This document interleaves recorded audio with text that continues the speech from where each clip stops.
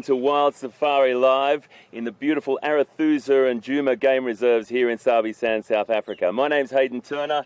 Good afternoon everyone, my name's Peter Pretorius and it's a lovely afternoon. I was just about to put on camera. We've got Brian here and VM over here. It is a beautiful afternoon, mate. Yeah, and actually, you know, literally in the last, as we went live, yeah, it got cooler. It was ridiculously hot. Oh. We were sitting at 36, but I think, you know, when they give you the temperatures, yeah, and then they give you the real feel was just under basting. Yeah. I think the cloud just moved in, the breeze just picked up, so beautiful conditions for a game drive. And looking forward to it. Feels really nice now. It was cooking, mate, wasn't it? I think 35, 36, about 99, 100 Fahrenheit, which is just crazy. Yeah, 100 sort of rounds it off. Nice. Yeah, absolutely. 100 Fahrenheit. We've got some beautiful woodland kingfisher just sounding off here. And that's the sound of summer, that's for sure. We are going to head off. Pete's going to go in that sort of direction. I'm going to check 1 or 2 waterholes, then head over to the west a little bit, Arathusa, where we had that beautiful leopard last night in Ghana, the male. Beautiful. We had leopard tracks around here this morning. Scott and myself were looking around as we chatted when we saw each other at the fire back at camp. And yeah, just see what it goes. I don't think we're going to get rain. Brian is the real, you know, the rain guy, but he's also thinking that we should be fine. So it should be a good afternoon. I'm going to head off. H, all right, big man. Fun. Take care, mate. Yeah. Cheers, big man. Have a fun. Good luck. Some cats. Yeah, some cats. Let's find some cats. Take care, mate. Have fun, guys. See you in a bit. Yeah. Right.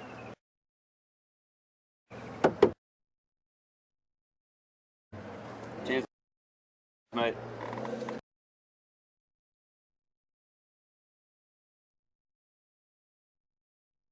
If you've got any questions, please send them to questions@wildearth.tv, or you can tweet us at #SafariLive. Get those off to us. We answer as many as we possibly can, and let's see how we go. So obviously today, with this heat, it's going to be a little bit trickier for the predators early because they're going to be still holed up in the shade, trying to get out of this heat. But for some of the other animals, like some of the antelope and potentially some of the animals going down to waterholes, we might have a little bit of fun there. It'd be great to see some more elephants. We had an incredible elephant day yesterday. I'll never forget. Brian and I had that encounter with that young bull that was so inquisitive, came up and touched the front of the vehicle, which was brilliant. And earlier in the morning yesterday, we had that beautiful moment with those that breeding herd, or that female, the matriarch that I met the first few days I was here, and she gave me quite a display of like stay back, and we've built this relationship over the month with her, and now she allows us to sit within 2 meters of the whole herd. So there's some great things happening. Obviously the hippo story, I still don't know where that hippo is, and we're really unsure about his whereabouts at the moment. So we'll really try and find that out, but we might try and see a couple of hippos as well. I think I've probably done enough talking. Let's get on the road. We'll go and see if this Nyala is still doing this really interesting behaviour here. He's when I got to slam this door quite hard. He was doing this interesting behaviour. I think Pete's actually stopped down there to have a look as well. But he was showing this thing. He's doing this thing called soil horning, and to show their dominance and their strength. It's a beautiful little scene, actually. There's lots of baby impala and so on, but I just want to show you this Nyala bull and see if we can see what he's doing. He's rubbing his head into the trees and trying to show his dominance. I'll just peek my nose around under this tree.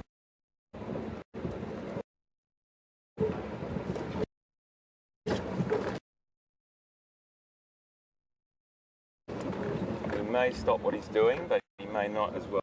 We're going to stay a little bit away, folks, so we can just watch him for a second. and we don't impede on his display. We've got a little impala running through here everywhere. It's beautiful. So it was this Nyala bull here. We'll just sit with him for a few moments, and he's just browsing at the moment. So I don't 100-meter long, sort of 300 feet worth of that dance or that prance. It's quite spectacular. So all these youngsters that have been born in the last couple of weeks, these impalas are getting their strength up, getting their nourishment from their mothers, and the mothers are really honing in on this fresh flush of grass through this last little bit of rain that we've had. So quite beautiful to watch these little guys. They really do play with each other, chase each other around in this nice open area where the parents or the mothers can keep a close eye on any predators. So it's a really lovely space, and it's just quite a blissful little area. We call it the quarantine area. There's a bit of a backstory on that. I've probably told a fair few times, but when they did bring animals in here to restock Sabi Sands, they would have, or particularly Djuma, they would have used this area to quarantine animals before they released them, make sure they didn't have any diseases to give on to the other animals. But it's still referred to as quarantine, and now it's just an open, beautiful green area that a lot of animals congregate on. Some nights we see zebra, wildebeest, nyala, kudu, giraffe, impala, and elephant all in the same viewing, which is quite a spectacular thing. And one of the reasons why a lot of the hoofed animals come on this area at night is it's nice and open, and they can really detect predators long before, or hopefully long before, they get a little bit of an issue. Right, so I think we probably should just move on. You can watch them all day. It's a fantastic little dance. Nice tracking, Brian. They're hard to keep up with. We can get on our merry way, but it's quite nice to sort of just start off right from the get-go when just introducing ourselves and saying hi to everyone.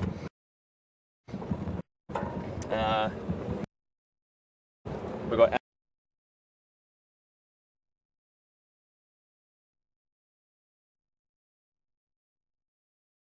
animals right there, right around us. It's happened a few times recently. I think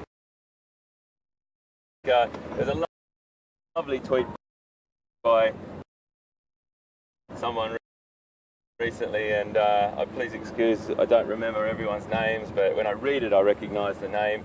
It said, great stuff, we're 20 minutes in and we've got lions, and those things happen, and that's what the great thing about Safari Live is. It's this, you just don't know what's around the next corner. We try our best to get as much intelligence as we can during the day from guides, and we look at tracks and what we call spoor, which I've probably explained a million times to you, but I'll do it again. Spoor is the Afrikaans word for tracks and signs, and it doesn't just mean footprints. It can be hair, it can be dung, it can be any marks that the animals have left on trees or anything like that. So we might refer to that word spoor, S-P-O-O-R, and it's Afrikaans, it's a Dutch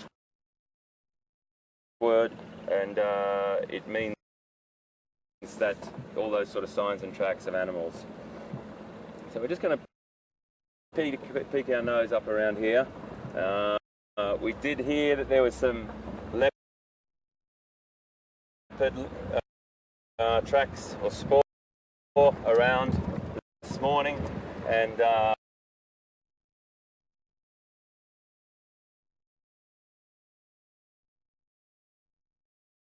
so much luck with those elephants yesterday. An incredible encounter. There's a lot of ellies around at the moment, and we'll just definitely try and put our feelers out for them. I don't think in my time in Africa, and that's pretty much coming up to 22 years back and forth, working, living, making documentaries, all the things that I've had the great privileges to do. I don't think I've ever had the elephant encounters that I've had like I have had here. And it goes back, it stems onto that conversation about the animals here being really, really conditioned, really habituated. They feel no threat from us, and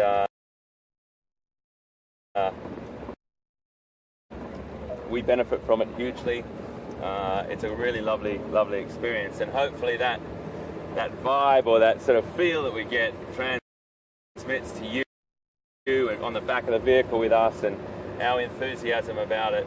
I was on an absolute high yesterday afternoon when we finished the drive from those elephant encounters yesterday.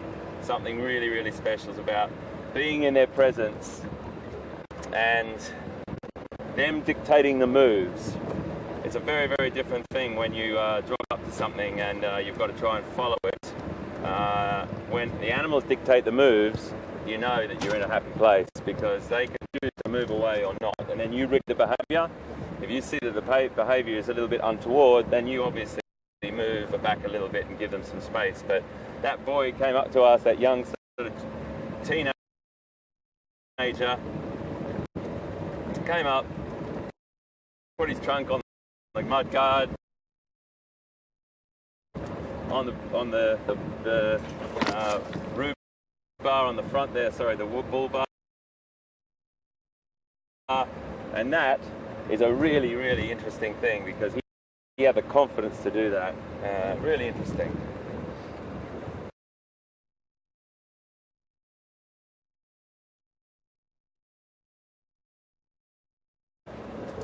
So we're going to take it nice and easy, nice and slow, just around. The only time we really put on a bit of speed, folks, when I say speed, it's not fast that we're putting anything in danger. It's just that if we hear about a sighting and we want to get to it, we want to try and get there a little bit quicker than what we're driving now. So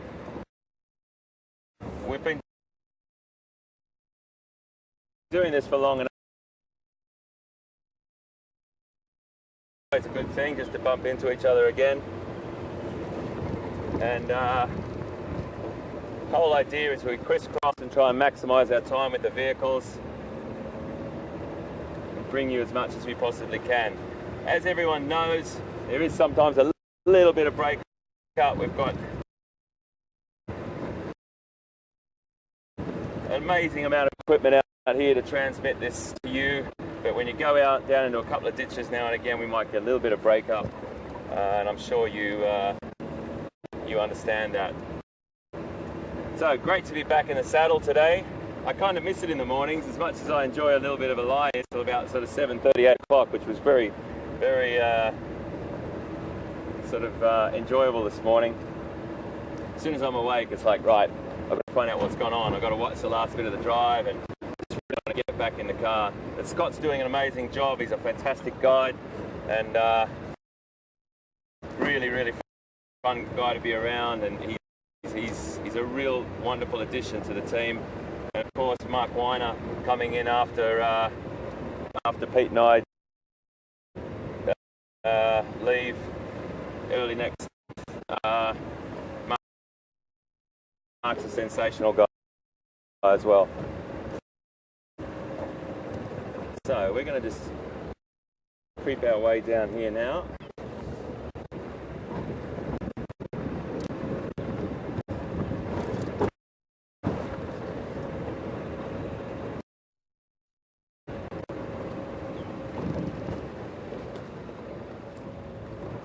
That leopard was lovely last night that Pete found.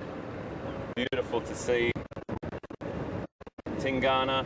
Got a little bit of an injury, but I'm sure we'll keep everyone posted on that.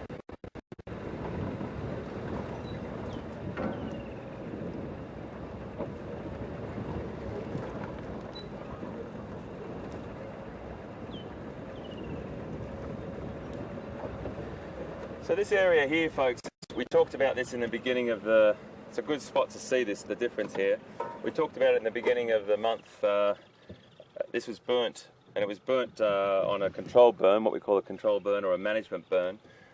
just to freshen up the ground and give the sour grass that was there potentially a new flush of grass, particularly for the summer coming. This hasn't been burnt on the left-hand side of the road. It's still got some nice grass there.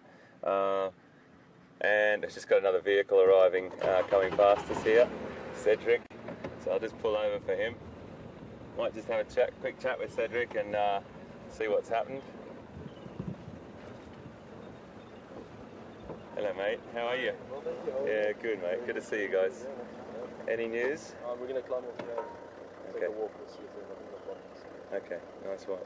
Nice one. I'll let Okay. you know. Great stuff, mate. I'm on. We'll hear of anything, mate. Perfect. Thank you. I'll let you know. All right. Cheers, guys. So it's really fantastic to talk to the other guides. They're all amazing people, really dedicated team of guides on all the reserves, around the reserves that we're on, and they've been very, very helpful. Liam and Cedric and Ryan and so many people, Loads, Craig, all these different guys that just have welcomed us so much.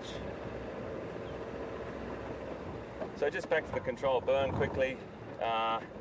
This fresh flush of grass has come through now, and we've really noticed the difference in the green, and there's lots of animals that are really enjoying it. I'm going to head down to Viatella Dam and see what we can find down there.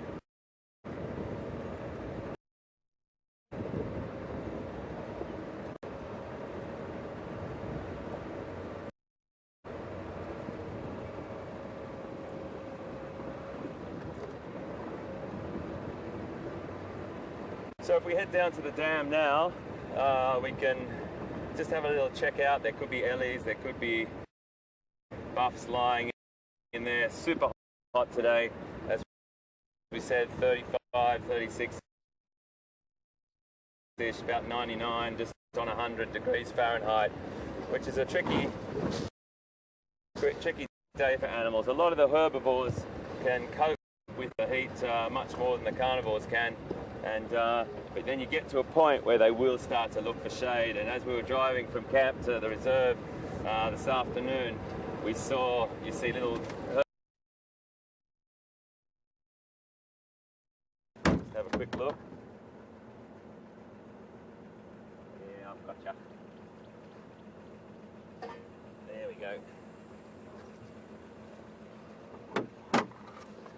It's only something as simple as that.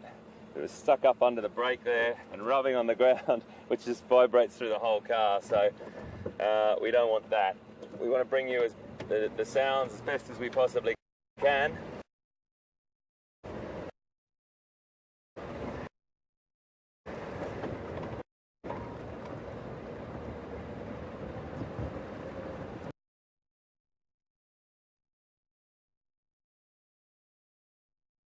Talking to someone like Liam just then, or even sorry, I'm not plugged in there. Apologies.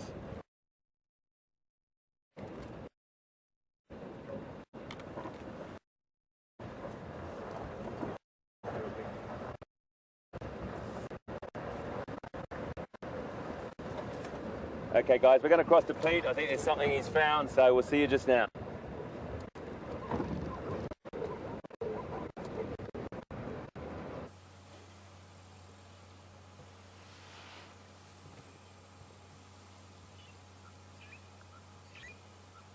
Welcome back this side, and it was such a rare opportunity to really see one of these birds relatively close to us.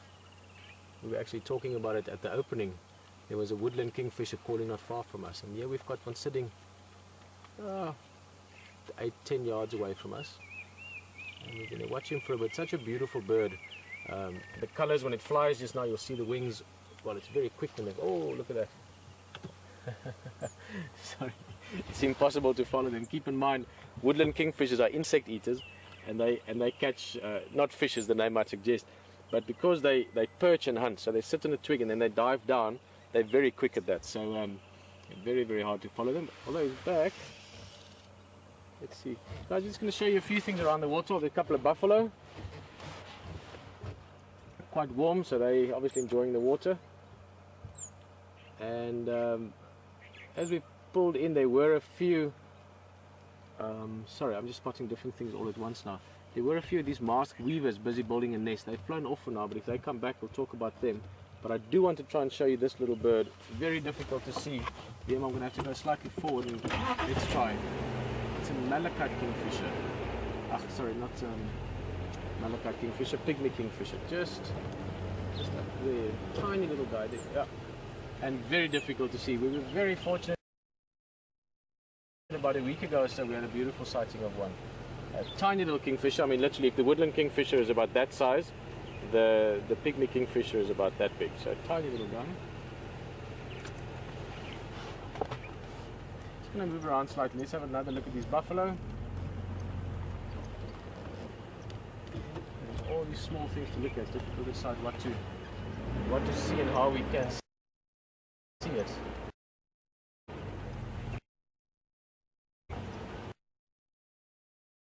These are the weaver's nests we were talking about. Amazing. I mean, you get different kinds of weavers. These are masked weavers. You get quite a few different types, and they all build slightly different nests, slightly different shapes. But having watched these many times before, it is amazing how they build that from just little grass stems. And they build them strong enough to never fall off from that branch, no matter what the weather conditions. Perfectly dry inside. A lot of interesting stories around weavers and their behavior, but we'll try and talk more about that at some stage when we actually see them.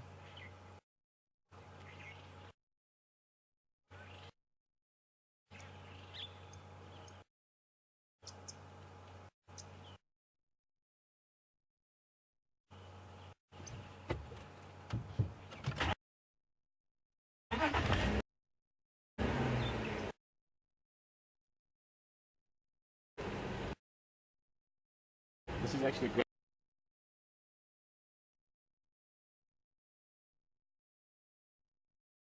These guys, the big males, they tend to hang around in little groups like this, 3 in this case. Anything from 3 bulls up to about, well, from 2 bulls up to 10, 15 bulls typically in these bachelor herds. And you will often on hot days like today, very, very often you'll find them around the waterholes, the mud wallows, the places where you can keep cool.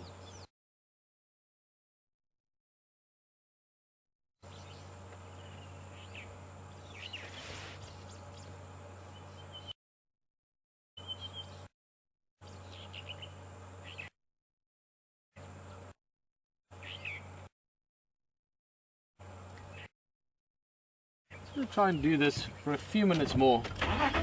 Always tricky with birds because there's like with all wildlife really, there is an element of luck to it. And with birds you have to be lucky enough to see them because they're tiny, so you have to see them close enough. But I see there's quite a few birds coming past for a drink, and I just saw those pygmy kingfishers again. So let's just sit here for a minute or two. Look at those geese so long. They're not likely to leave. They can be quite sort of territorial almost over their water.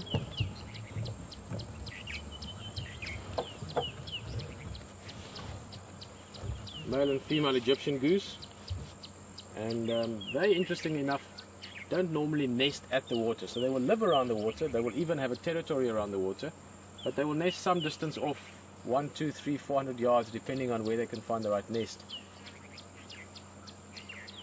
And they like to nest on top of, we get a bird here called a hammerkop, which make these massive stick nests with sort of like chambers inside it, and they often nest on top of that, or old unused eagle's nests or vulture's nests. So basically a stick platform,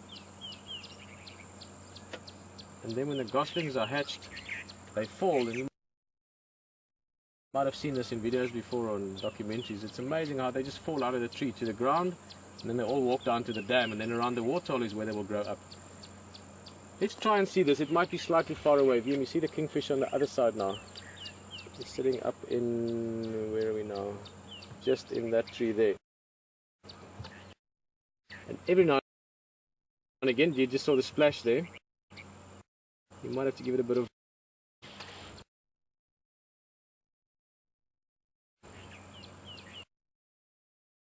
room down towards the water. It's coming down for a bath, so it's not going into the water.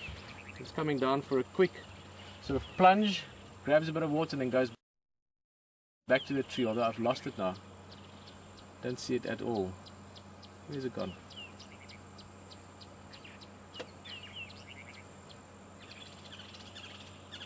That is always a challenge with birding. Is to be able to see them because they're so quick. Oh, here's the weaver. Great, he's just back. Sorry. Liam, we've got you playing music for birds.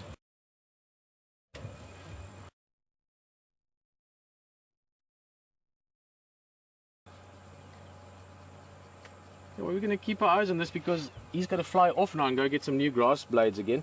Now, we did have some rain about a week ago, or in the last week or so, so there is lots of green grass around, but he needs to find really sort of fresh grass, if you know what I mean. It can't be too shriveled up yet, because it needs to be really pliable so you can weave it into that nest. So we'll see if he comes back. We'll give it 1 or 2 more minutes, see what other birds are around, and yeah, basically just spend a few minutes around the waterhole. I know HT is looking around for other things. Let's see what else is here. Here's a dove, but that's a bit far away.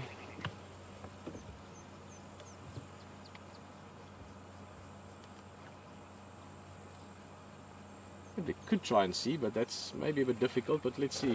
If you look right in front of the water here, and again, like birds, they come and go all the time, so they're very, very difficult, but there's a few terrapins just poking their noses out. There's a little, I mean, it just looks like a little floating dot until it disappears, but those are terrapins or freshwater turtles.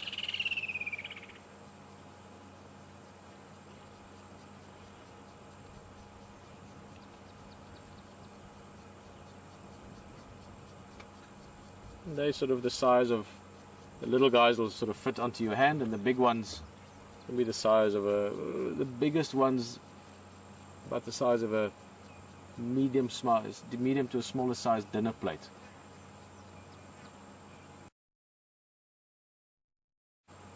But in the water, typically that's all you see, just the little tip of the nose poking out. They are often around hippos, buffalo, those kind of things that wallow in the water. They will often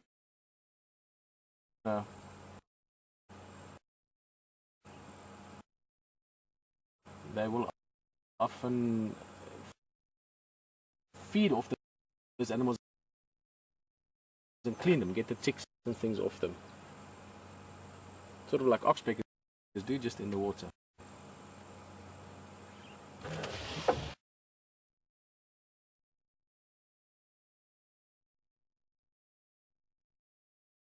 Some water. The turtle doves.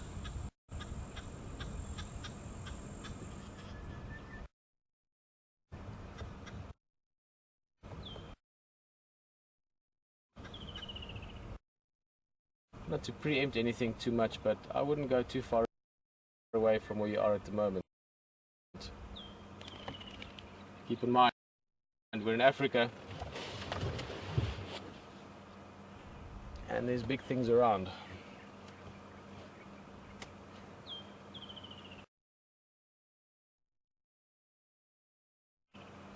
About time for that weaver bird to come back.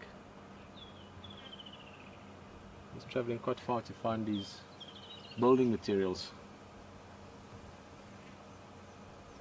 Well, I think we can move along momentarily.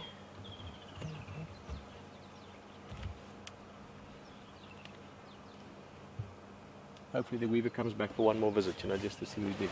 Interesting also, you'll see he's building lots of different nests. If you look at the tree,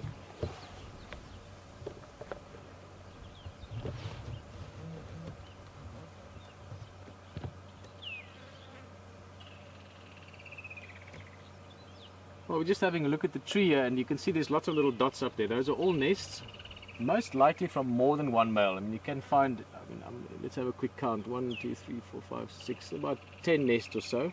So that might be 2 different males. It could even be 1. I mean, it depends on the male's energy levels and experience with building. They do get better at it after a few years.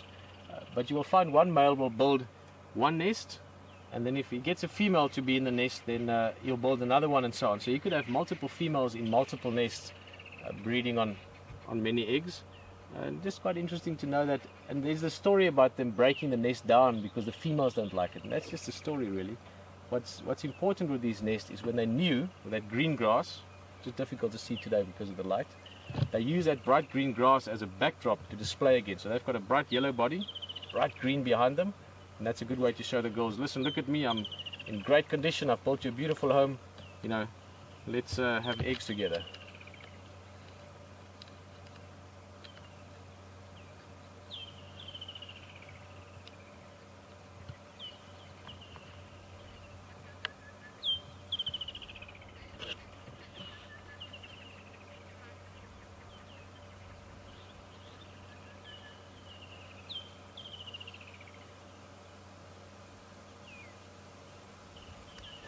Alright, hello Joel.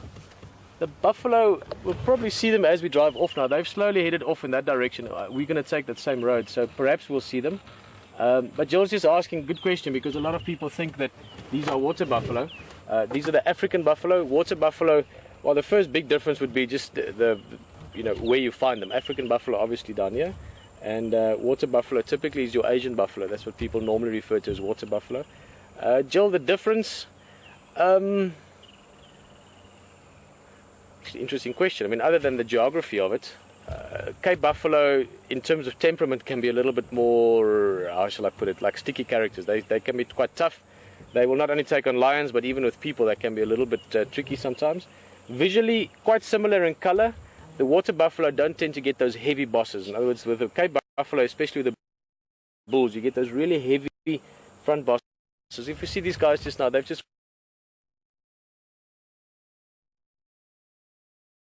walked off. We'll show you again. With a water buffalo, you don't get those really thick and heavy bosses in the front. So the horns are slightly flatter in the front, and with water buffalo tend to be slightly more sort of splayed out, not quite as sort of aggressive looking, if you want, with the horns. But I think with that, the water has been great. A bit of bird life, always nice to sit at the water. We're going to move on slowly, try and see those buffalo and show you again what we're talking about, Joel. And also, as I was saying just now, don't want to preempt it too much because you can never guarantee anything, but do keep in mind we are in Africa. We are around the corner from Big Cat Week. Very excited about that starting tomorrow, and I have a feeling, well, let's put it this way, I wouldn't go too far from the safari live this afternoon. Stick around, maybe let a few of your friends know, because the afternoon is going to get interesting. I'll just leave it at that. HT will tell you about it in a bit.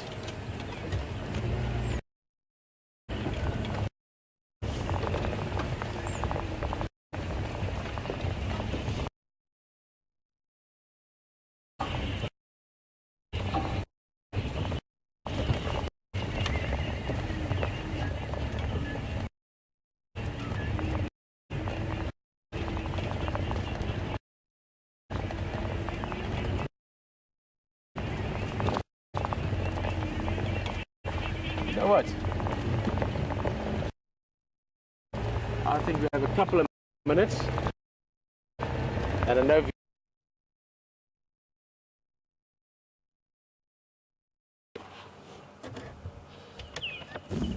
Whoop.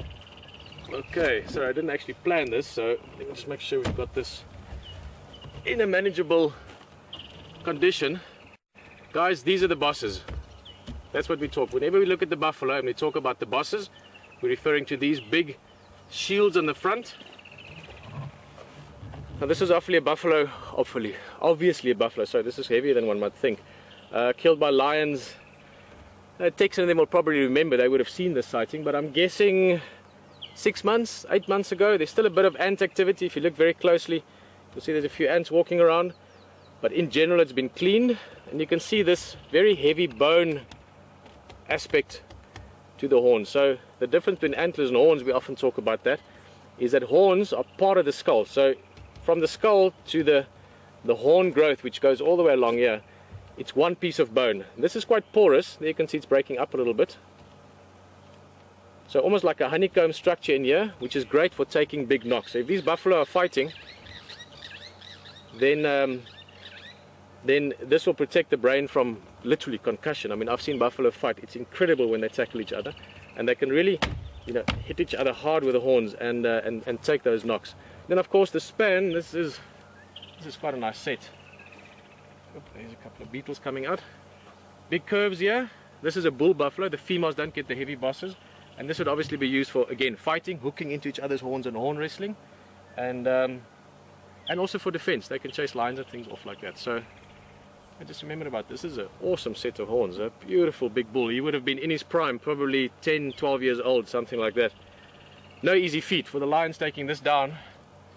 It's not an easy job. I'm going to leave it here. I think this would be fun to talk about somewhere in the next week. But just look at that. That's the size of the horns.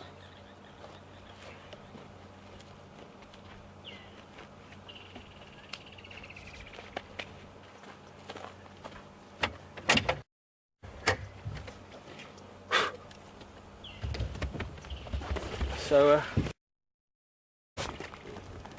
Jill, in the case of water buffalo, had we been in Asia, those bosses would be much thinner, not nearly as heavy, not nearly as heavily shielded, both from the skull or from the horn sheath or the keratin layer, which is the actual horn over it.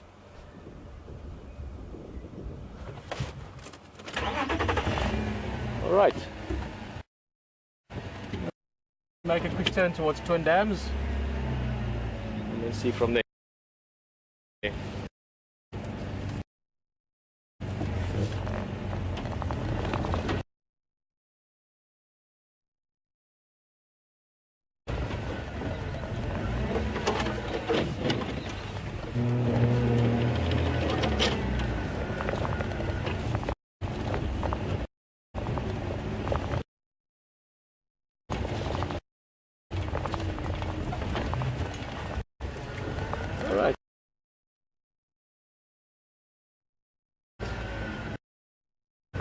As I said, excuse me, just a short drive down towards Twin Dams. Maybe we see some buffalo there. So we've been talking about buffalo quite a bit so far. And who knows what else.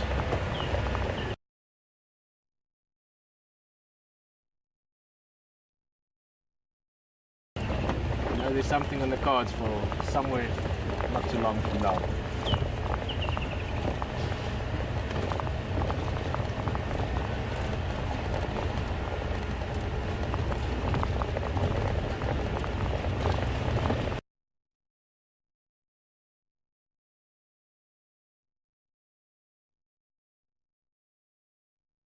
And the plains kudus and the mountain ones have got the narrow horns, and the plains ones the wide horns. But in any population, you will find variations of horns. The same as you find with people. You get people with red hair and blonde hair, and small noses and big noses. You get variations within the animal population like that as well. In fact, even more so. Most animal populations are genetically more varied than we are. We as people are actually part of quite a small genetic pool, believe it or not, all 7 billion of us.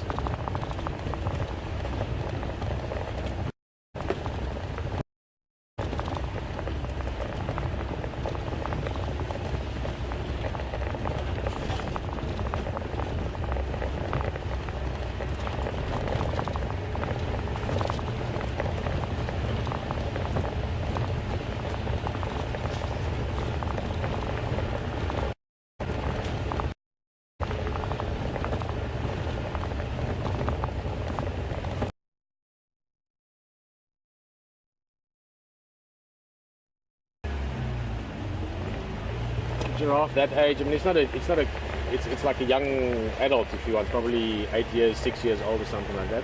They normally are in small groups, they're not likely to be on his or her own. No, definitely, here's a few more. 1, 2, 3, little baby there.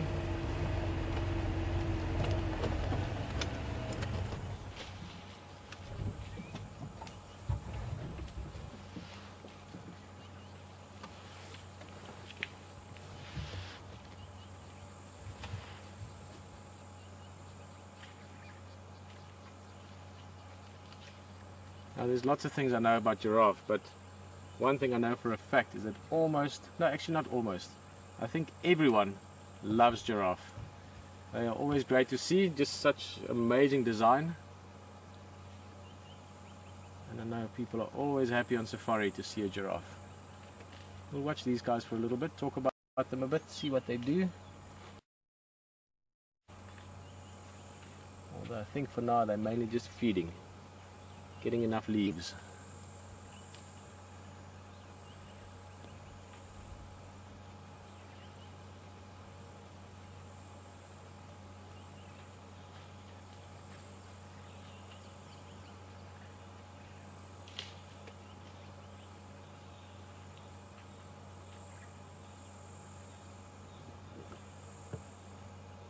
Oh, great to find these giraffe. This one just walking down the road. Oh, there's the...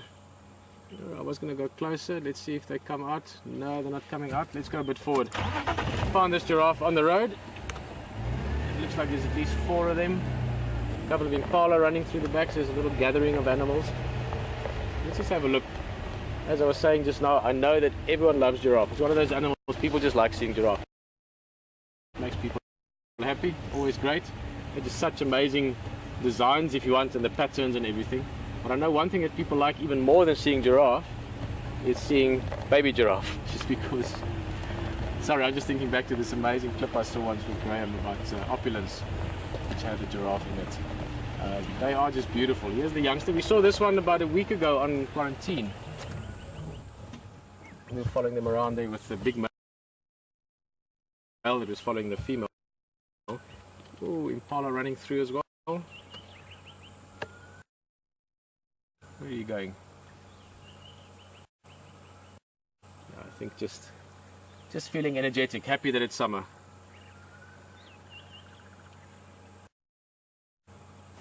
Okay, well, let's get next to these giraffe. They're not concerned by us, they are just moving along. Interesting also that it's not always the case, but often giraffe will very often feed into the wind, and I can feel that clearly now, the way they're moving and the way the breeze is coming. It allows for a few things. One, if there are lions or something up ahead,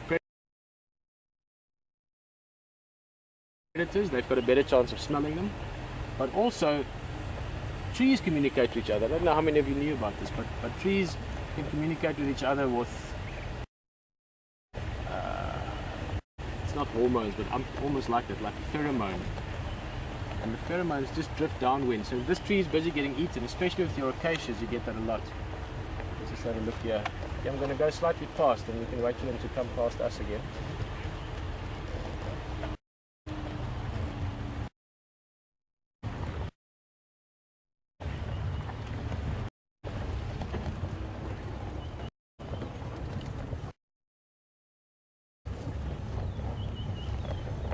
Right, so this female is busy browsing. She's busy eating leaves at the moment from a leadwood tree, but they eat a lot of acacia leaves.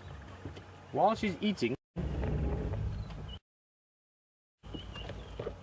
that tree will do a few things. It'll start producing extra tannins. This is not something that happens in seconds. In fact, it's something that can build up over even days. So it builds up more tannins in the leaves, which will eventually make them taste more bitter. But also, it's communicating with these pheromones downwind to the next trees, saying that we're being browsed heavily. And this obviously, the heavier the browsing, the heavier the everything that ripples from it. And those trees can start producing tannins as well. That's actually something that Yuri Moorman, the owner of Djuma, knows a lot about. He's a very interesting man and has done lots of studies on lots of things, and that's one of the things he spent time on years ago. I remember he told me about it. I wish I can remember half of it. But fascinating how plants can also communicate to some extent or another.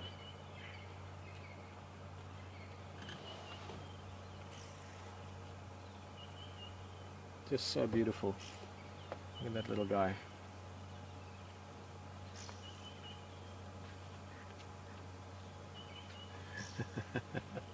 Having a look at us. Amazing patterns. You get a few different types of giraffe. This is the southern giraffe. As the name suggests, you find them in southern Africa. Although sometimes referred to also as the Maasai giraffe. You do find this species all the way up towards East Africa. And you could also, if you wanted to call it the common giraffe, maybe. It's the most widespread of the giraffe species. I just went a bit through the twigs here now, but that's what giraffes like to eat. Look at how dexterous those lips are, really folding around and pulling the leaves off, as well as giving VM a little bit of a chase, moving up and down there. You get other species of giraffe. The other one that's really spectacular to see, which you get only in East Africa, is the reticulated giraffe, and they look literally like they've been stencil drawn. Their marks are incredibly precise. Also slightly more like a brick red color almost to them.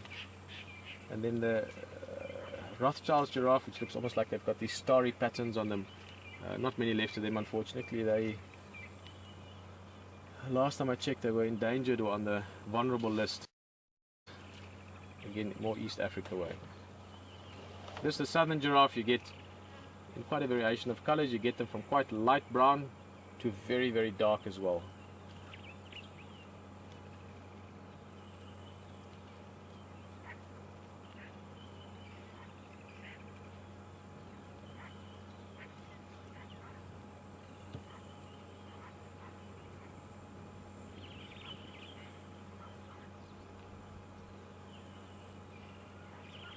Let's follow them a little bit more. They are going the same way as we are going. They're literally feeding either side of the track we're on.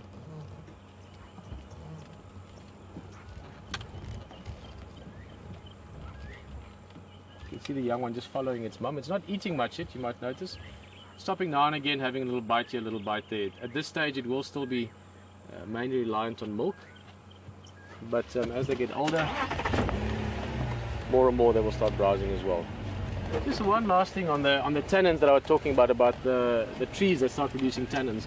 It's not something that happens just like this, but if out in really wild areas, the bigger the areas, like for instance, when we are Sabi Sands, ecologically it's part of a massive area, over 2 million hectares. That's 6 million acres.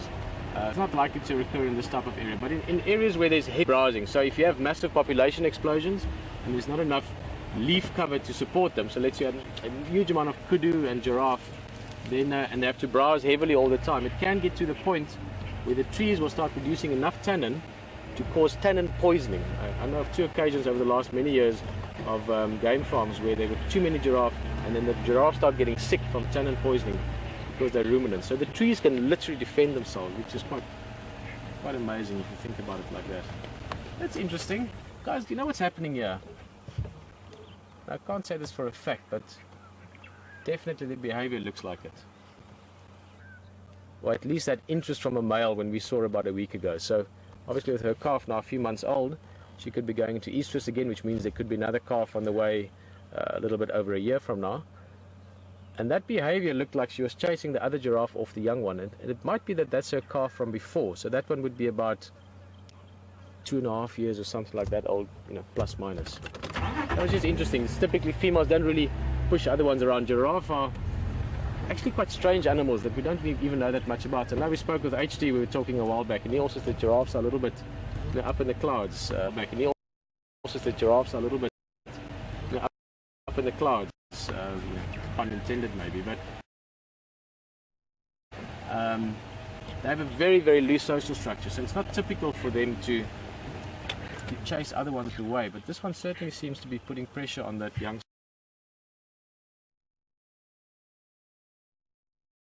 And lions have to leap up about 3 times their own body height just to get onto the giraffe.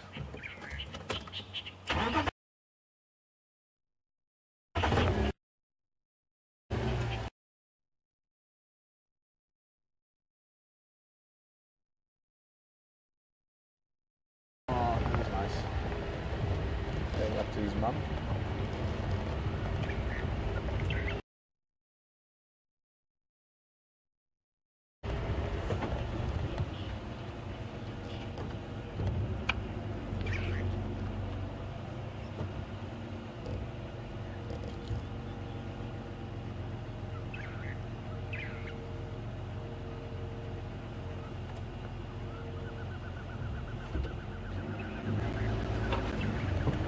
Okay, Twin Dams, here we come.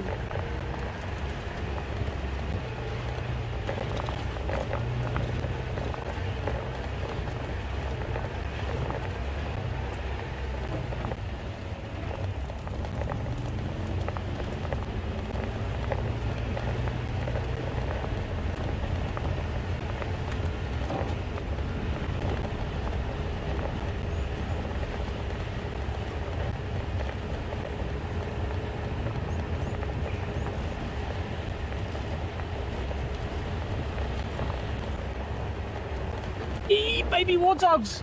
Guys, we must try and see this. They are the cutest things in the world, but they're very short and this small. They were tiny. They're like, there they go, there they go.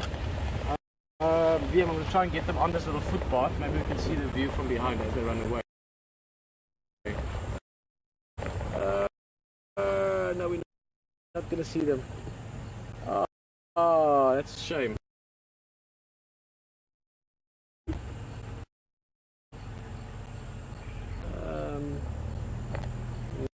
No, they're going to keep running. Let's see, there's a small window there, perhaps. No. Oh, what a pity. Guys, what? Did you see them quickly?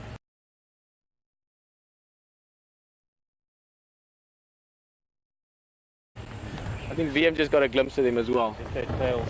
Just the tails. A baby warthog just, I mean, they look little rats with long legs and little tails sticking out.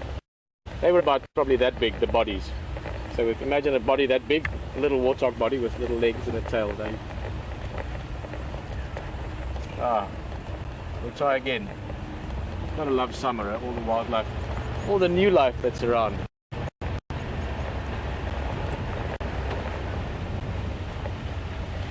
see some nice skies just looking around here. Sort of, we're on Gari Mania. This is one of the main. We're on Gari Mania. This is one of the main roads, as the name suggests. We get quite a few of the lodges in the area, and we're looking at the moment sort of what is east, southeast.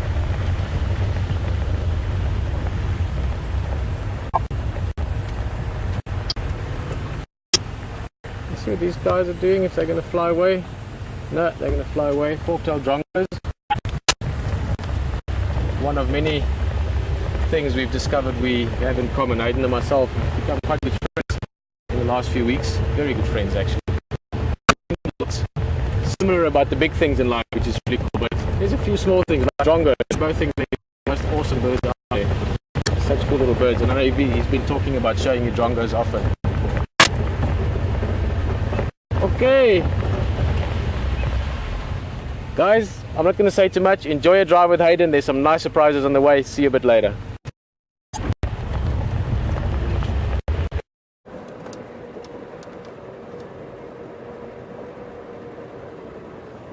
So folks, we've got some intelligence that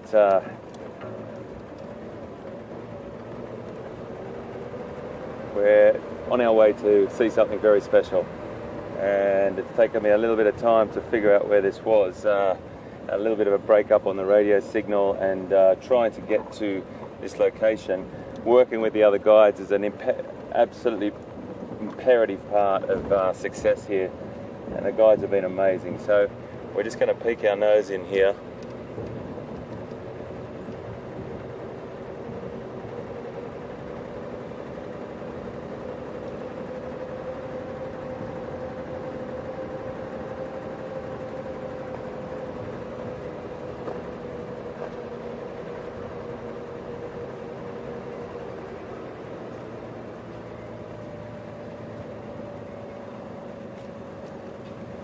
Okay, folks, we've found the spot, I think. It's taken me about 15 minutes to find these guys, but most important thing, as I said, is doing a little bit of intelligence on the Game Drive channel and talking to the other guides, but all at the same time talking about roads that you've got to get familiar with, and we have over the last month, particularly myself. Pete's known these roads for a lot longer than I have, and we've got something quite special to show you. So let's go in and have a look. I'm not going to give too much away. We're going to approach really slowly.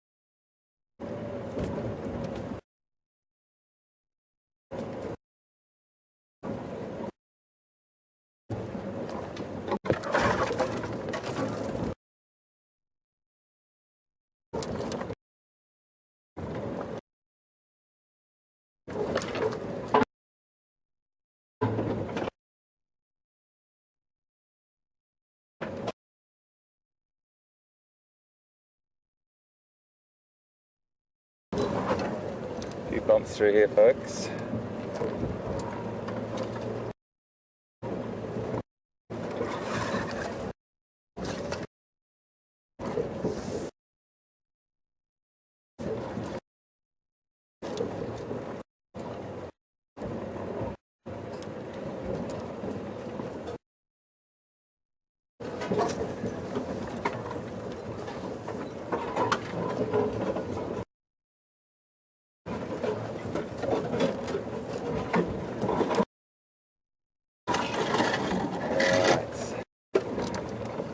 Where we go now is anyone's guess. I think.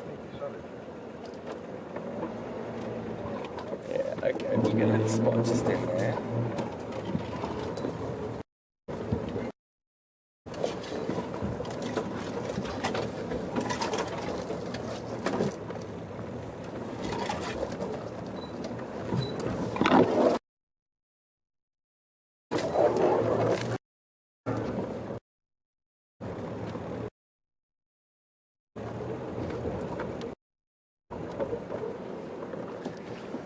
Right.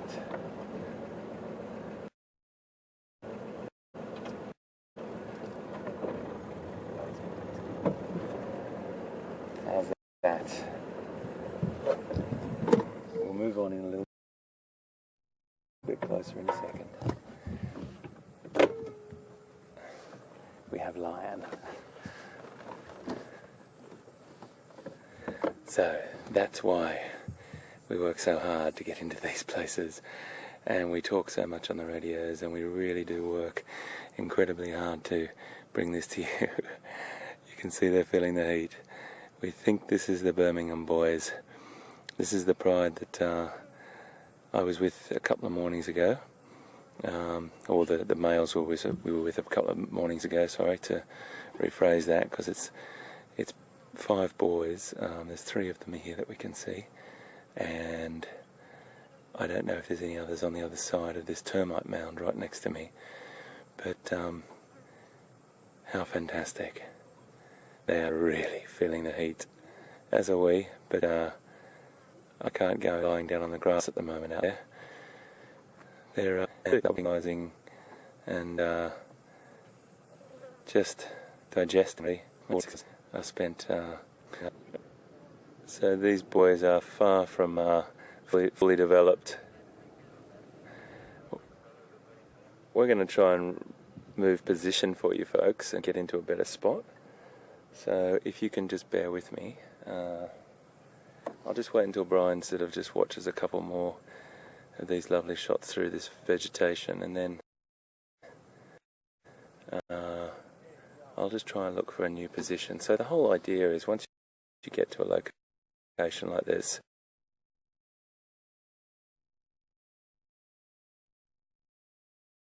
as another vehicle coming in on a position here, just to give you a little bit of background, you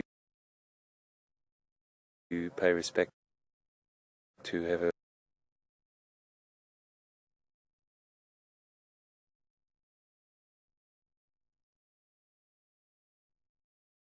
as another vehicle coming in on a position here. Just to give you a little bit of background, you pay respect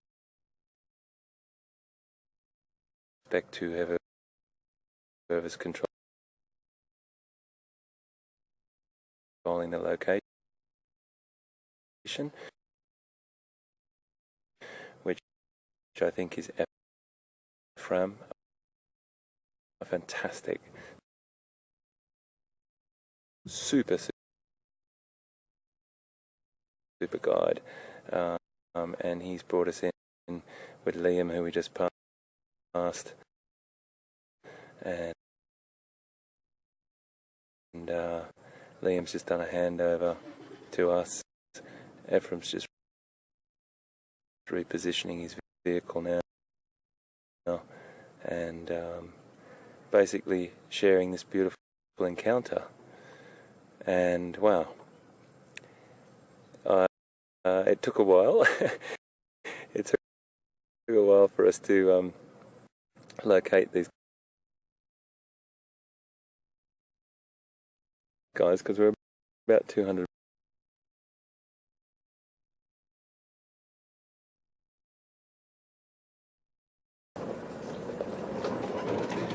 one of the benefits, folks, of having these short wheelbase vehicles we're driving, we can get into some really tight little corners,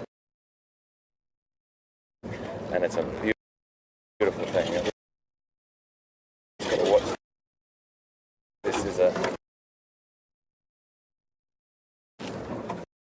there's either an aardvark hole or something here. So I'm going to watch this hole.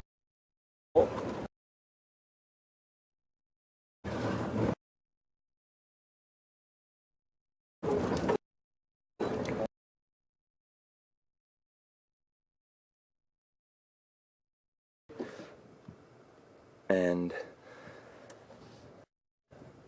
there is actually 6 in this group of males, but sometimes there's a couple of transient individuals that leave and come back. Yesterday morning, I think it was, we saw 5 of them, and now there's only 4 of them. So one could be just off doing his own thing, or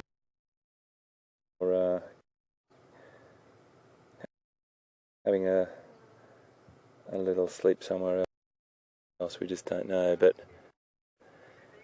we'd probably imagine that he'd be here if he was around. But the 4 of them, and these are the Birmingham Pride. I like to call them the Birmingham Boys.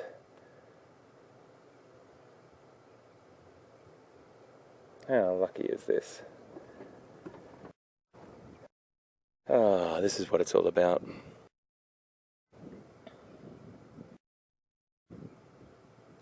Just to give you a little bit of a scene set, we're about 8 metres, about 25 feet away from them. They're completely relaxed, and we're just going to sit for a bit and enjoy these beautiful creatures.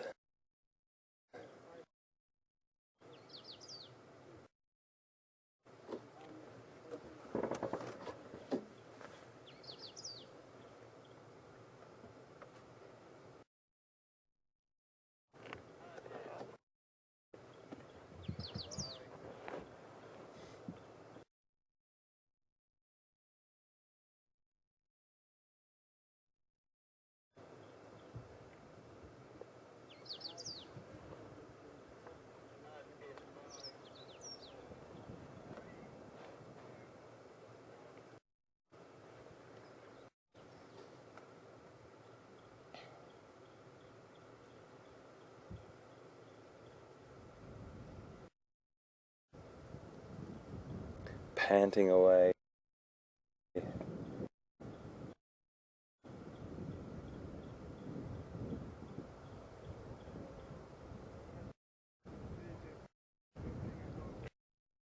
trying to keep cool.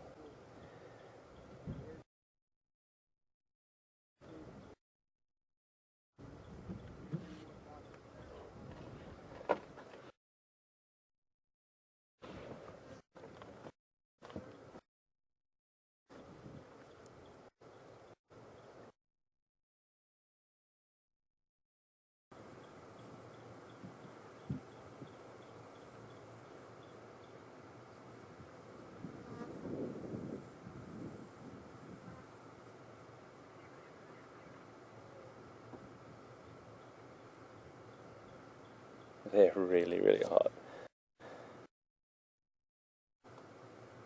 It's definitely around that 35 degrees still, folks. It's 35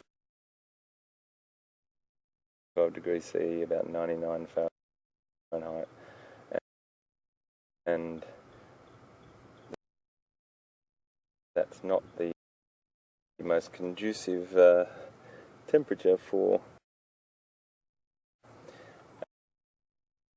our feline friends here.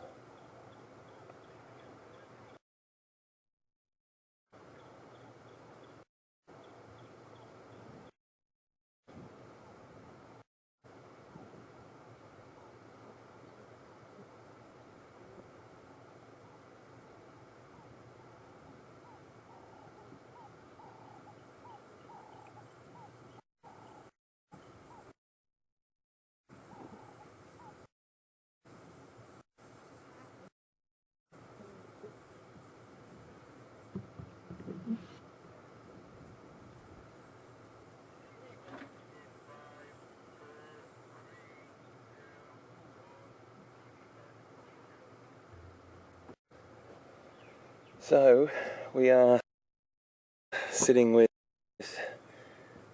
an absolutely beautiful group of young male lions. They're probably about 2.5-ish years old. They've got such a lot of growing to do, particularly their mane. That mane will develop into this incredibly beautiful, very pronounced and showy display of hair all the way around their head, all the way across their shoulders, only leaving the short hair just on the front of their face. There's something called sexual dimorphism in animals, and it basically means a really obvious difference between the male and the female. And lion are a really great example of that, probably more so than all the other cats. Obviously you can tell the difference between a male and a female leopard. The male's a little bit bigger and there's certain things that you can notice, but with lion there's an absolute sexual dimorphism, and that is the big difference in size and shape. And that has allowed them to really monopolize a group of females. It's a really great thing to have that size and that power, and they can really take over a group of pride. But at the same time, it's always that thing to keep in the back of your mind. That mane is actually can be to their detriment in a way. It does do an incredible job, and all the things you've read in books about what the mane does. The mane is a showy sort of display of power and good looks, I suppose you could say, in a human's world. But it also protects that neck when they do have these very, very serious altercations with each other over dominancy. But the other thing that it's done, and it's really obvious when you think about it, it limits their ability to hunt without being really conspicuous. So that is why the females are much more successful hunters. They can get into a really beautiful low stalk where these males have got this big, bulky, buffy mane that doesn't help them in hunting.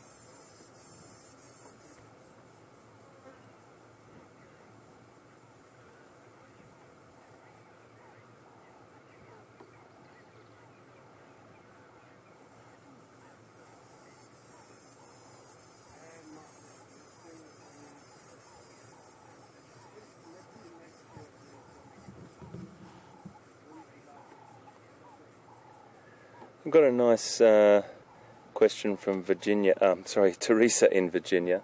And Teresa, really nice question actually. When do male lions become dominant? They leave the pride around the time that we're probably seeing now, 2.5 years to 3 years. But normally about 2.5 they'll be leaving the pride, and that's because they, the male in the pride will probably feel a little bit threatened by them. So there could be a few scuffles pushing them out. Hence why you might see some scars or marks on some of these young boys now and again. But then they try to push their weight around a little bit, sort of around 4-ish, sort of 4 years, and they'll have a couple of goes at it. These ones probably would be more successful at a younger age because of their coalition or their power being 4 of them.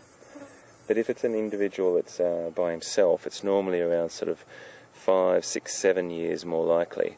Around the sort of 7-year mark is where they'll have great success, because they'll be much stronger, they'll have learnt a lot more, they will sort of know how things work. So depending on the sort of numbers that they're in, if it's a coalition, which is meaning a group of adult males, or if it's an individual, it will vary slightly. But generally speaking, roughly trying around 4-ish, and then probably more like having success around sort of 6, 7, and that's what they'll do.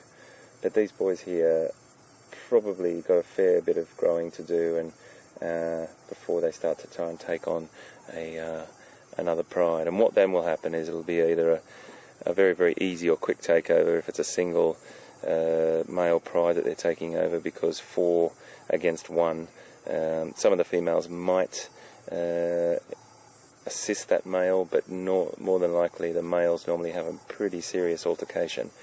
4 on 1, well, it doesn't take a lot to think who would win that. Great question, Teresa, thank you.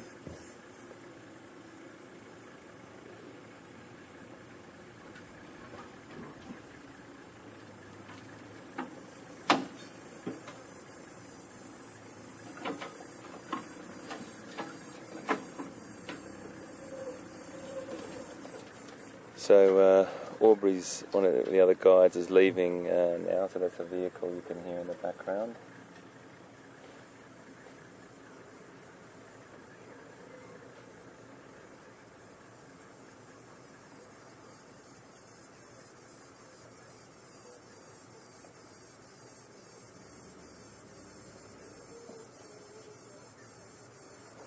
Sharon on Twitter was just giving us a question, and Sharon, it's basically the reason why you're asking why their manes are underdeveloped. It's because of their age. Their manes actually don't start to really sort of bulk up until about the 3rd year, and the maximum sort of development's around 5 or 6 years. So they're growing their hair just like a teenager, I suppose, going through getting facial hair and then developing his beard as he gets a bit older.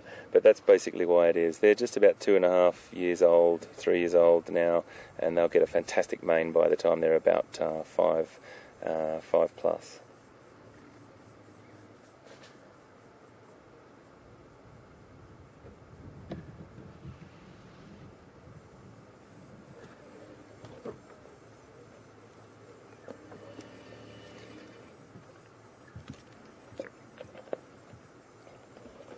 Some very, very sleepy lions there, folks.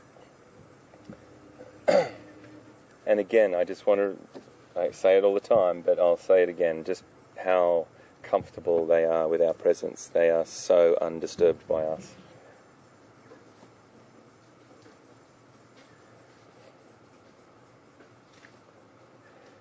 So send us a couple of tweets, folks, if you'd like to stay here, and that's exactly what we would do with people on safari with us. We'd ask them if they'd like to stay or they'd like to move on. Send us a couple of tweets or email on these guys for a little bit longer.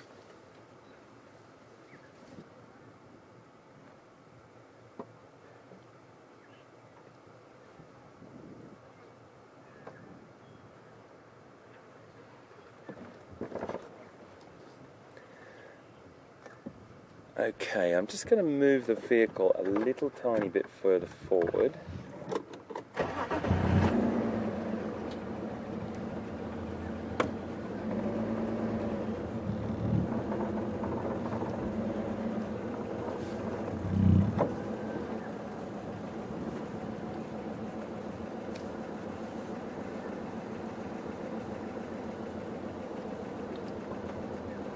Just try and get a little bit closer. Just bear with me, folks. They're absolutely fine.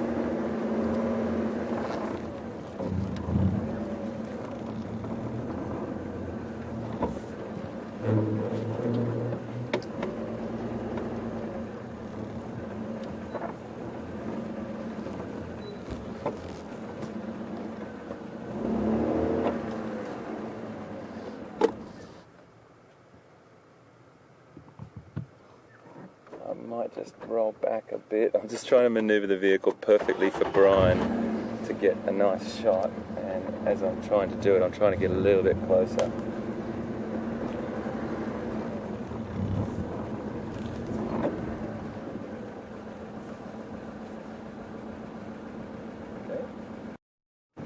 Okay. We'll just stop here for a little bit, folks, and get another angle. The sun is absolutely beating down here as well, just to let you know we haven't had a massive change in temperature. But there's a little bit of a breeze picking up, which is quite nice.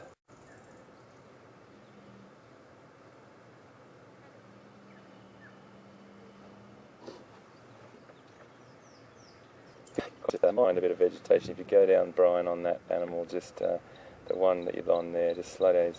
His brother's got his paw over him there. His brother's got his paw on his back. These are more than likely 99% brothers from the same litter of cubs, and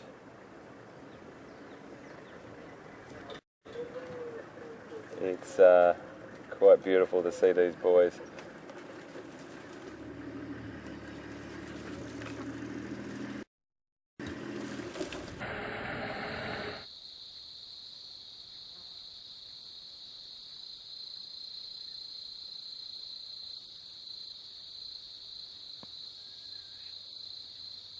Looking behind me to watch the weather to make sure there's no thunderstorm brewing. It does look a little bit ominous a long way off, but I think we'll be okay.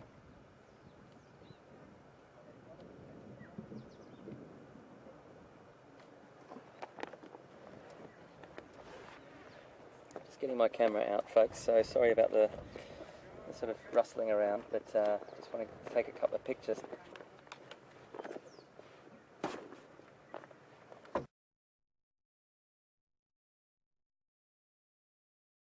Take a couple of pictures.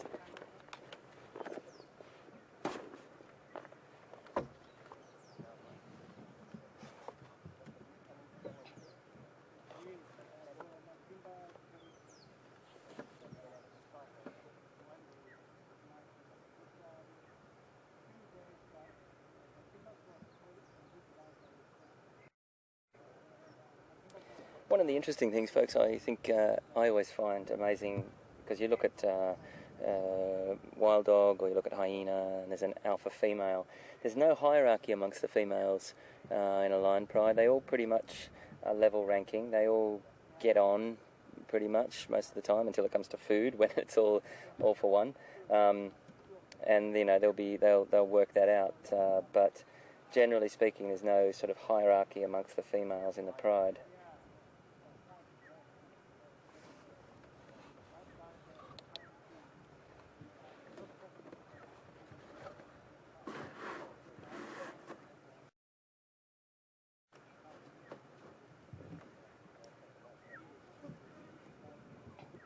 Fantastic that you are watching this, my friend.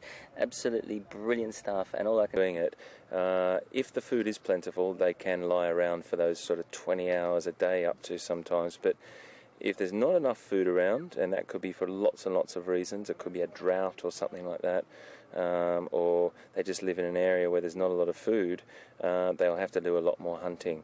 So it really does depend on how much food there is around, and where we are right now, Reagan, in the Djuma Game Reserve, there's a lot of animals around that the lions eat, loads and loads of them, and they really won't have to spend as much energy hunting their food because there's plentiful supply around here. But super question, Reagan, and thank you so much for watching, matey. Really, really great to have you on board.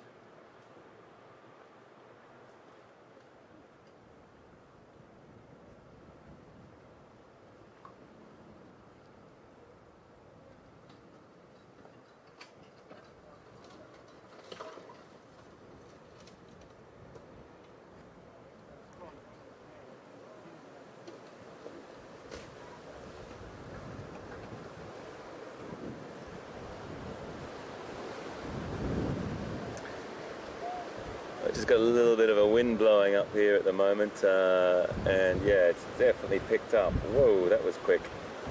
So maybe we are going to get some rain, folks. I'm not sure. All these lines have just picked up their heads. There's incredible gust that's just come through. Lots and lots of dust as well. So apologies about that. You can see it on the lines, little young manes that have come through and all the vegetation. It's certainly picked up. Let's see.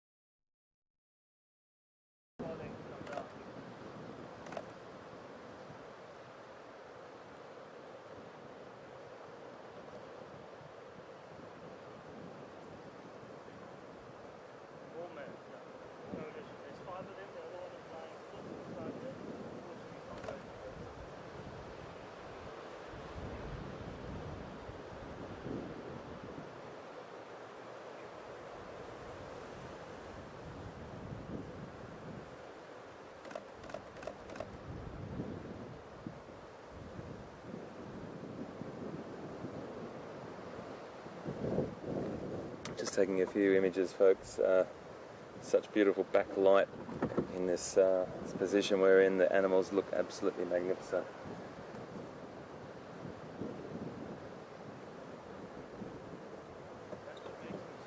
That wind just gusted up there for a second. It could mean we have something on the way, but I'm just looking out behind us and keeping an eye on that, as I said.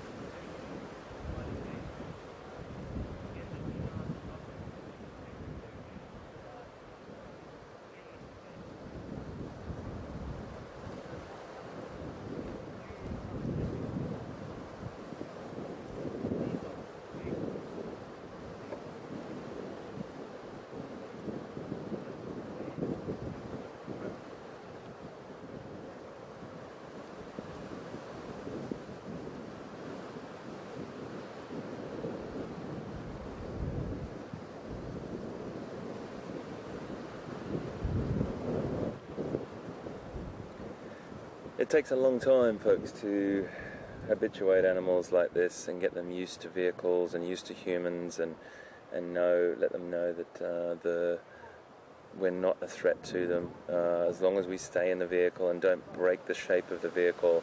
One of the things that the guides always tell your guests is to not stand up in the vehicle. Just keep the shape of the vehicle. Really, really important stuff. And if you do that, you've got a really successful encounter. But it does take a fair bit of time, and our whole premise behind this is just to be in their presence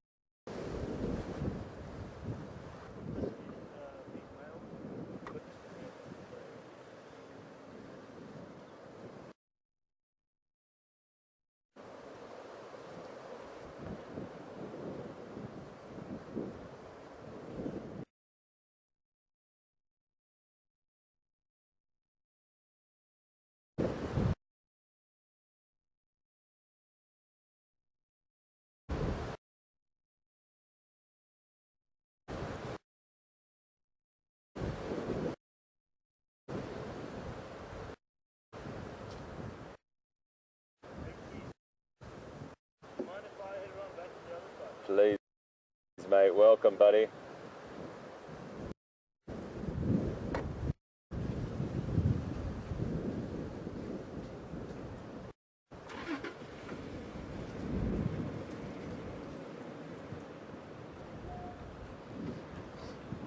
So we're still going to sit with these guys for a little bit longer.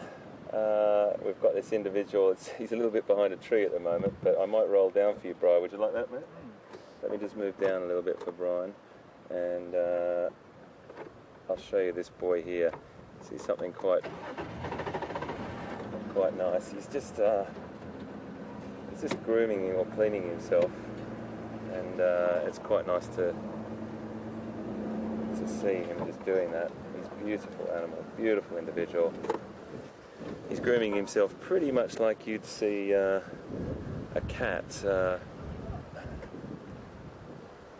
pretty much like your own domestic cat would groom himself, and it's really important that you know that there's definitely a relationship with this whole family, cats, but Lion being the only true social cat. It's just a beautiful thing to watch. You still see those similarities. For any of you cat owners out there, you'll definitely see similarities when they do that, licking their paw and cleaning their face.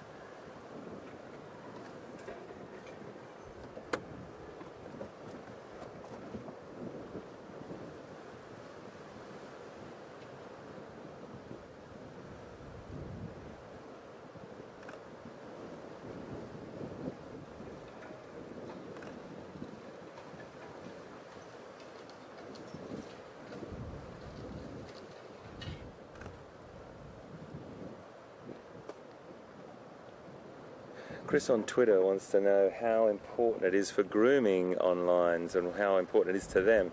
Well, what we can gather, Chris, is that just like all the cats, they like to keep themselves very, very clean. There's not many cats that really do like water. You've got a couple of species.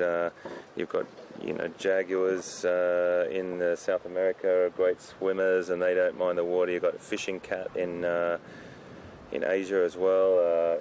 Oh, here we go. We've got some action here, folks, but really, really important for them, and just a beautiful, beautiful thing to watch. The similarities between your domestic cat, and us. They like to keep themselves clean. That's definitely sure.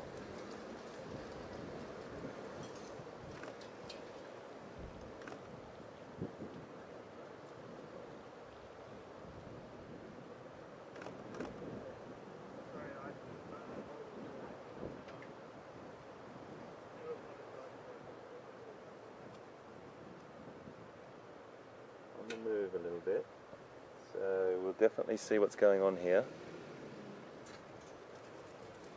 One's just gotten up, but it could be just that he wants to go and potentially have a bit of a break. One of the interesting things about lions, folks, I have to say, it's quite special. If they need to have a little bit of a use the bathroom, so to speak, they will move away from their sleeping area and do that. And I think that's what that individual's just gone to do, because the others have just laid here, and then he'll probably come back and lay down with them. But then the other night we saw them do this, and they will then come back and do a fantastic greeting with each other. These brothers have got a very tight bond, so a really great greeting with each other. Rub their faces together and fall on each other, and just this beautiful, beautiful behaviour.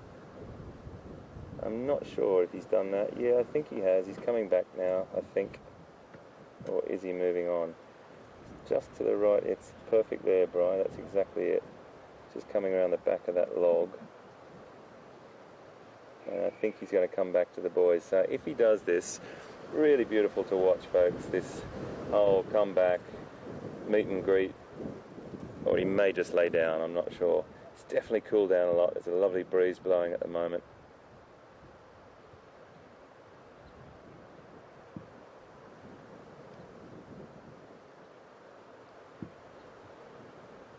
He's just decided to lay down a little bit further across. You can just see him behind that vegetation there. So he's just chosen a different spot. There's a lovely breeze blowing out there. The sun's gone behind the clouds. I think we're going to be okay on the weather front. I'm having a bit of a guess here. I can't see the whole horizon from where I am, but the wind definitely has picked up. I'm pretty sure we will have rain at some point tonight as I'm looking around, but it's just not allowed to start raining before 7 o'clock. Gorgeous skies, another fantastic afternoon in Africa. And you're watching it live here from the Djuma Game Reserve in Sabi Sand, South Africa, on Safari Live, and this is what it's all about. Being in the presence of these incredible creatures, all of us together, and sharing this beautiful experience.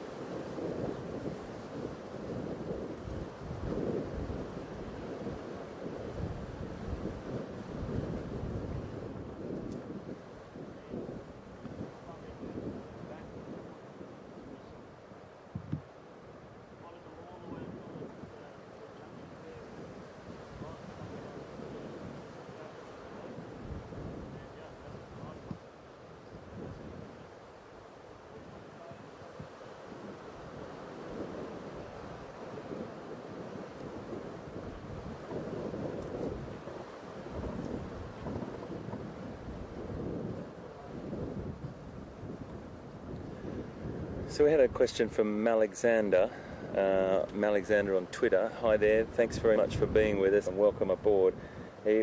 Stirring when they're being really sort of social. There's a very, very lovely sort of sound that you can hear when they're either being intimate with their cubs or with each other, or they're greeting each other. You will hear a slight purring sound, but it's not like a constant purr, as if you would be hearing it with your domestic cat lying on you purring. It's just sort of done when they do greet each other, or there's a bit of social interaction happening with their cubs or other family members.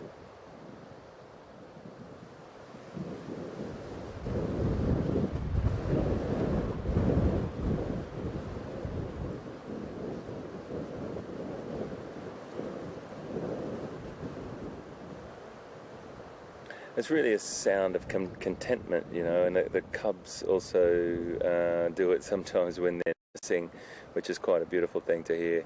But the most incredible vocal,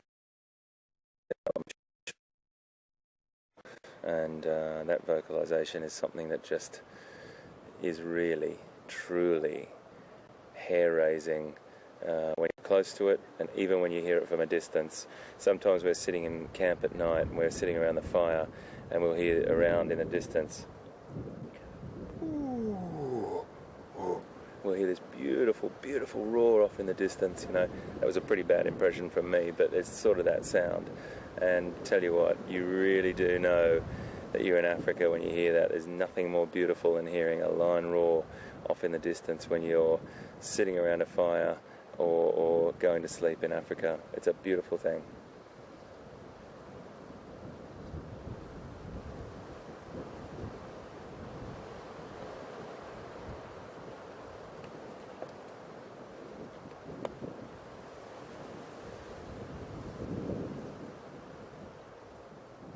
So, this is what lions do. This is what lions do a lot of the day. And, you know, the predators don't deal with the heat as well as the hoofed animals or most of the herbivores. And they rest up as much as they possibly can. If you've just joined us, a little bit of an update. We're sitting with the Birmingham males, or what I like to call the Birmingham boys, and they're pretty cool. They're very, very nice.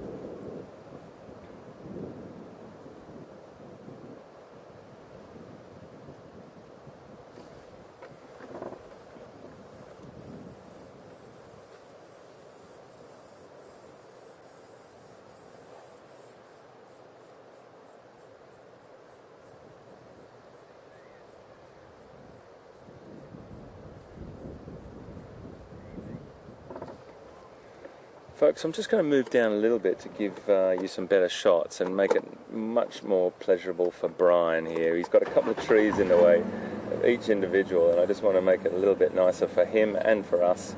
So let me just drive down a little bit. You can get that male at the back there then as well. A little bit more. Is that good? Okay, mate.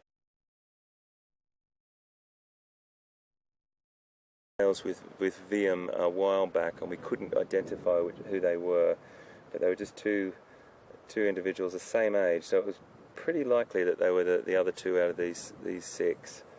At the moment we're with four. They're about 2.5 years old probably, and they've come on over to Djuma, which is a great thing for us, and hopefully they'll have some success hunting and be here for a couple more days, because we're leading up to something pretty special. Tomorrow night we launch into a couple more days.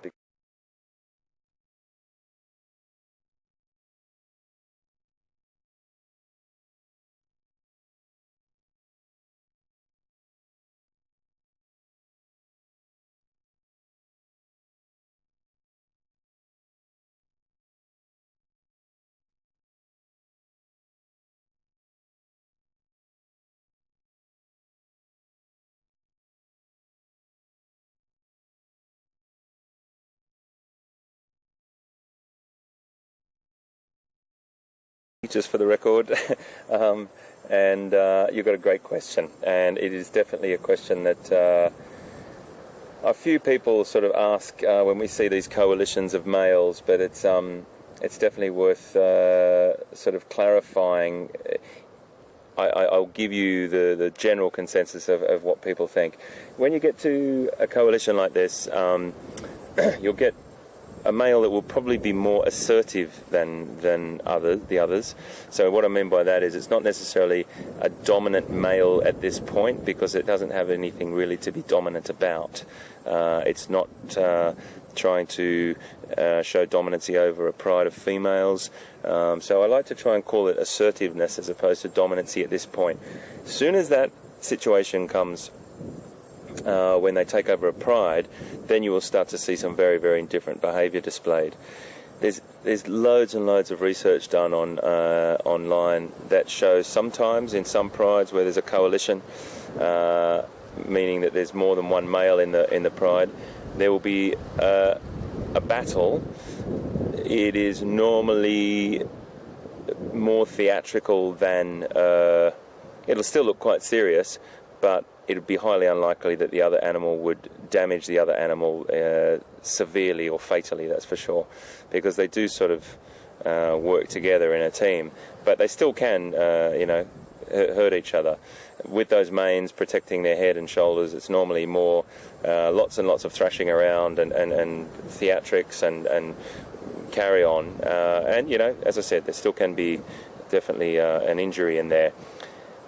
And then the one that backs off, obviously, is the one that's less dominant, and the other one will go and mate with that female.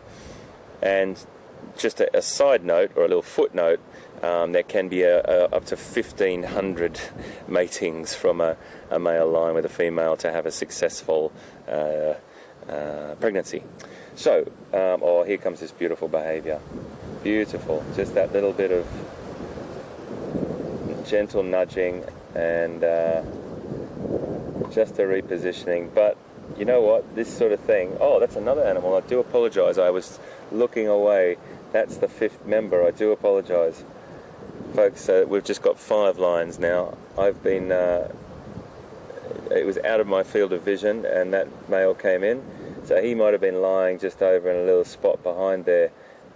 Brian, what direction did he come in from? I didn't see it, this side. Okay, I do apologise. In my field of vision, the way I'm looking, I was looking at that male sleeping, and then this animal entered in, and I thought he was one of the ones that had just gotten up, but it's another one. It's the 5 boys now, all back together, who we saw yesterday morning. Just back on your question, just to finish, I also have seen and also read there will be coalitions that some of the males don't care. They just, one will be more dominant than the other. He will mate with a female, and then he'll lie down and go to sleep or have a rest, and then the other male will get up and have a mating session as well. So there's all different things that occur, but generally speaking, one will try and be a dominant animal when they have females, as opposed to now. One will just be probably a bit more assertive and potentially be a little bit more of a leader. If one gets up and walks off, the others probably will follow. And we're seeing a little bit of stirring now.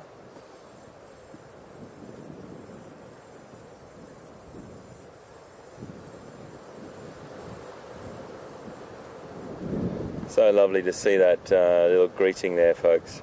If they all wake up, you will start to see a really lovely sort of wrestle where they just all fall on each other.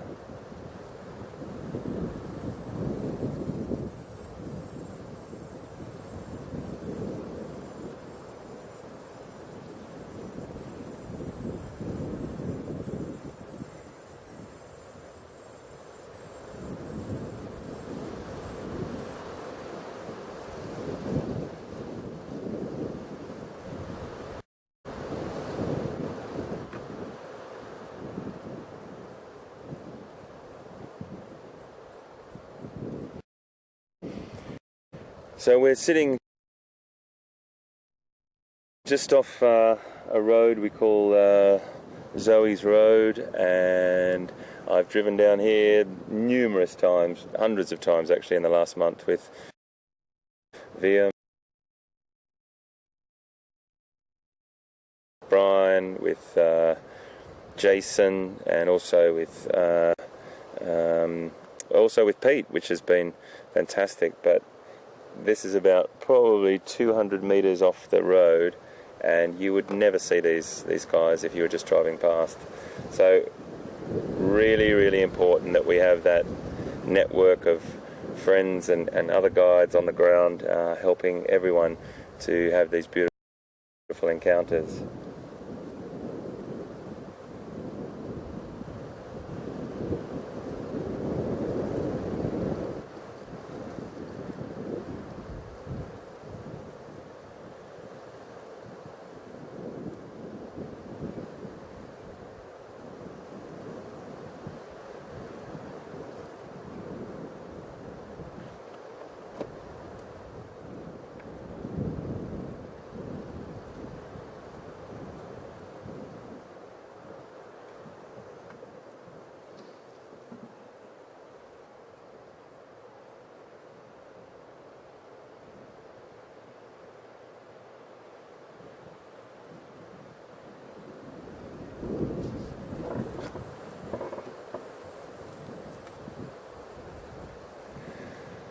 folks, I'm just going to reposition just to give us another angle.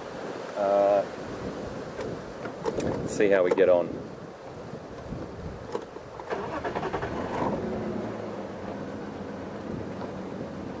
Just to try and get us a little bit closer.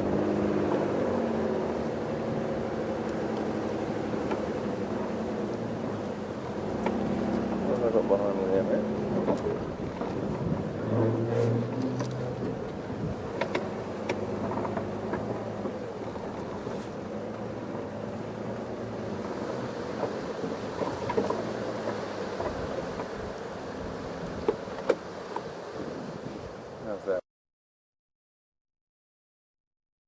I could probably go a little bit further for you, mate.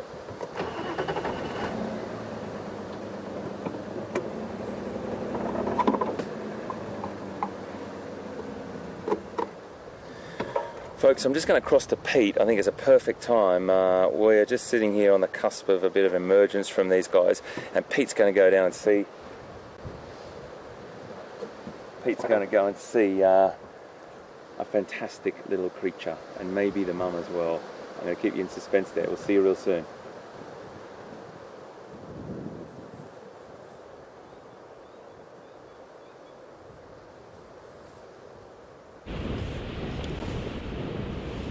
Guys, awesome those lions. I'm just as curious.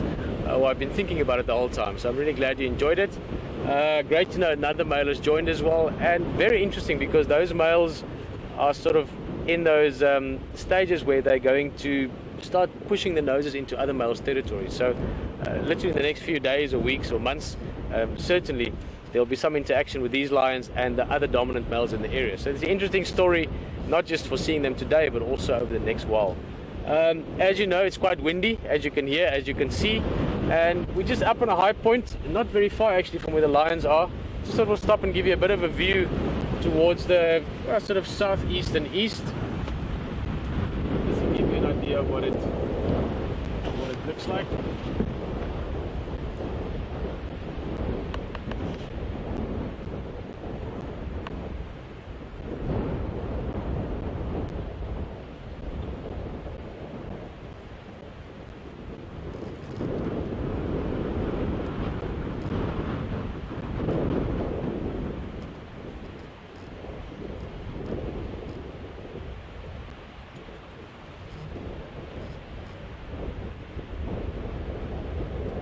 So we're just up here on a high point, not very far from where HT is sitting with those lions.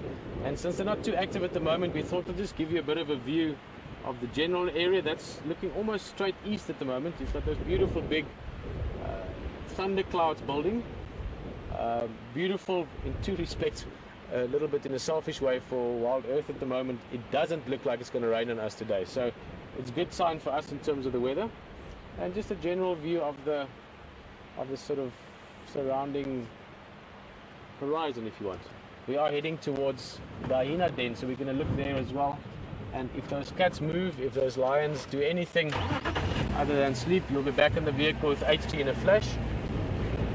But for now, just to look around a little bit, stretch your legs, so to speak, before we get back to those lions and see what they get up to for tonight. I was saying just now that it's very exciting to think, or interesting, or different words you can use, I guess, to describe it. But over the next few months, these Birmingham males will be moving more and more into this area. They're at that age now, sort of 3.5, 4 years older. I haven't actually seen these lions, so I look forward to seeing them at some stage, where they are getting dominant or starting to want to be dominant. They're getting old enough.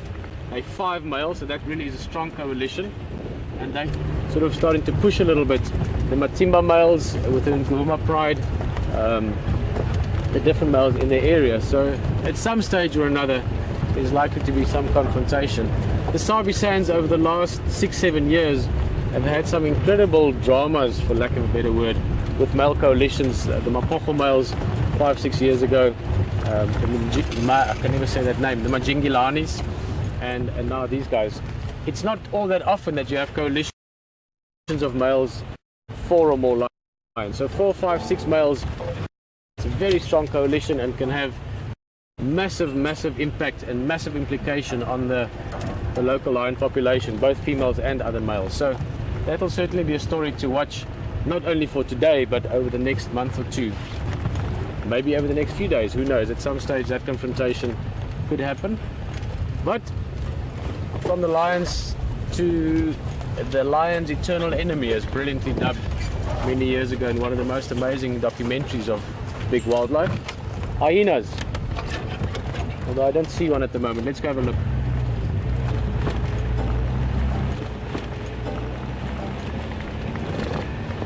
This is the den at the moment. They've got about 4 dens in the general area. And if we don't see them here for the next day or so, we will probably go look at the other ones again, because they do sometimes change between the dens. But let's just stop for a minute, because it might be that the adults aren't here and the youngster is just inside the den. And hyenas, like lots of young animals, can be quite curious. So let's just have a look. It's the right area for it. Hyenas are very interesting animals in that, well, many respects. on a physical level as well, lots of interesting things. But very, very close-knit family structure. You've got females being the dominant of the two sexes. So even the lowest ranking female will outrank the highest ranking male. And they've got one youngster here at the moment, about 4 or 5 months old. We've dubbed her in Ndapundula, which means to be grateful. And we're very grateful when we found this den again, because it disappeared for about 2 weeks. And from the behavior I'm pretty sure that she's a female. You can only really tell the difference between male and female once they mature, 2 years old, something like that. And even then it's quite difficult because of certain physiological or physical aspects, which we'll discuss when we can see them, because at the moment we're just talking about that, which is the den. And I was hoping that around there would be a little head popping out by now, but it seems either no one's home, or if they are home, they're sleeping in. It is quite windy, as we've said. You can hear it, you can see it, and maybe the hyena thinks that for now they're gonna stay down there. Let's just have a look at the other side. This den used to be very active. They have been here, I can see their tracks, so they've been here actually even this afternoon. So maybe the young one is just sleeping inside the den, maybe the adults have gone exploring, looking for food perhaps. And this den used to have 2 entrances. In fact, the main entrance used to be on this side, on the eastern side. But I looked at it the other day, yeah, it still is the same. They haven't opened it up. You can see it's been overgrown a little bit. Grasses have started growing on the inside of it. They don't have a back door at the moment, only one entrance.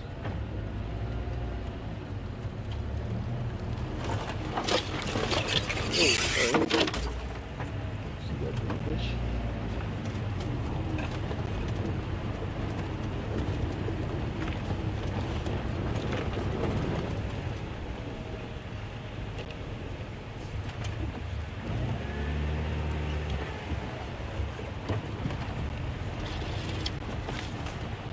We're going to move along again. I'll sort of see where the road takes us. You can see we are starting to get that beautiful sunset colors. We should have a decent sunset. We've got some very high level cloud. Luckily nothing that looks like imminent rain for us.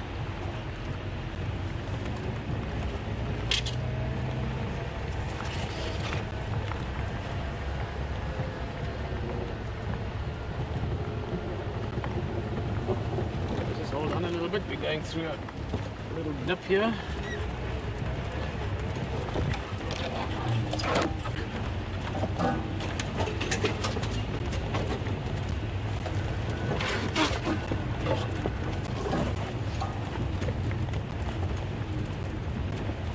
Let's have a little look.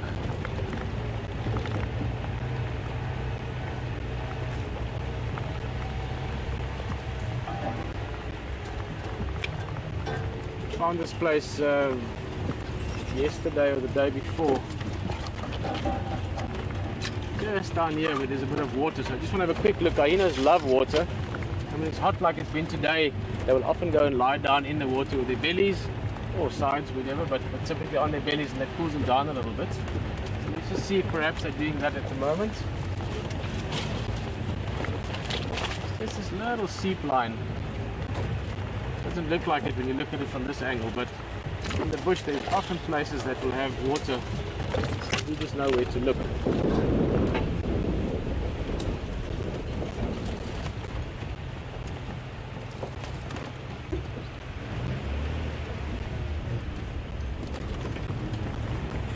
I love these little vehicles we've got. I've said it many times, I'll say it many times again, Wild Earth has given us the best vehicles for this in the world.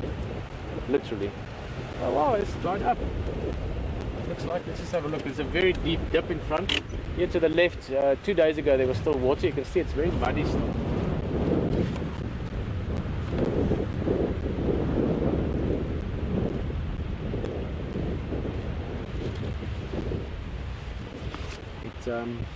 Just down in front of us there's a little bit, I just jumped in here.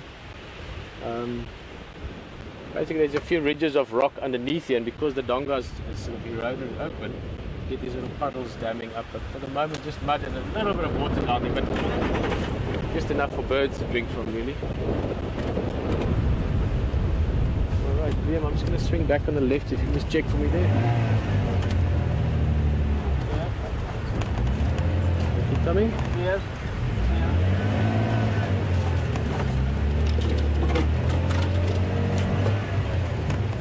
Alright. Okay, so no hyenas for the moment.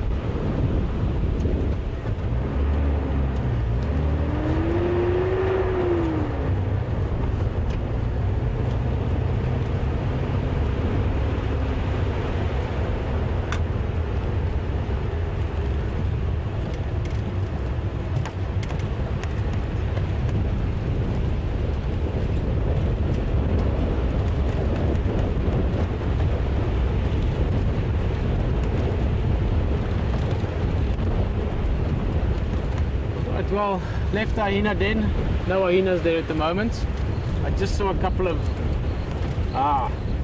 more than a couple, quite a few couple of very interesting animals, especially considering where HT is sitting with those lions, which is somewhere just back there. And these guys are heading this way, so let's leave it at that for the moment. We have to keep an eye on what's happening with this. But we have a breeding herd of buffalo. Looks like a sort of, for this area, smallish herd, maybe at first estimate 50, 80 animals. Let's have a look at them. Love this, always love buffalo.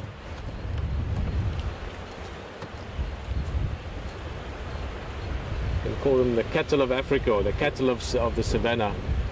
Except for the attitudes, they are much tougher and much more, I don't know what the right term is for it.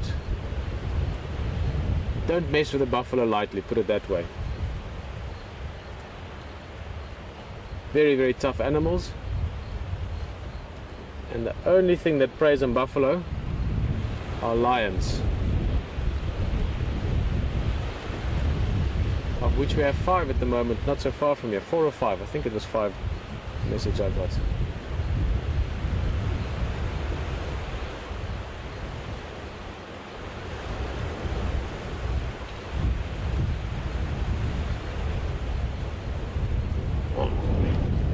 That one broke its horn, the young one. Right, so this is a mixture of, that's a young bull we're looking at. You can see the boss is not as heavily developed yet, but in the process of developing. The one grazing in the foreground is a young female, about 4 years old maybe.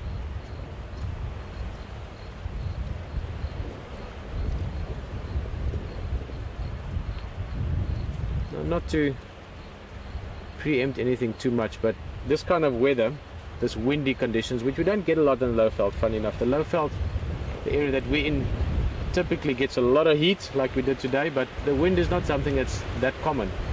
And wind is a great aid for hunters. It hides or masks your sound. It's gusty wind like this can help with your scent also being sort of all over the place, and it can even hide you physically, because all the bushes, everything's moving. If there's no wind, just look at that, and you can see the movement all around us.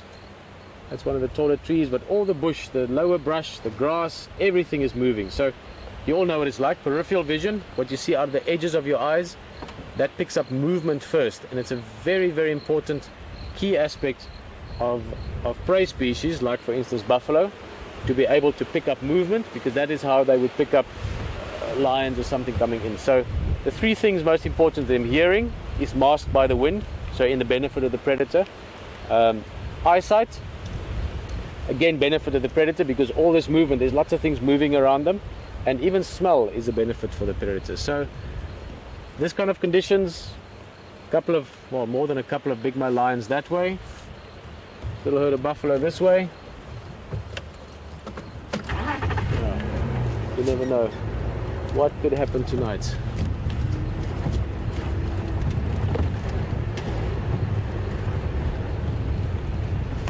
Let's see which way the wind blows.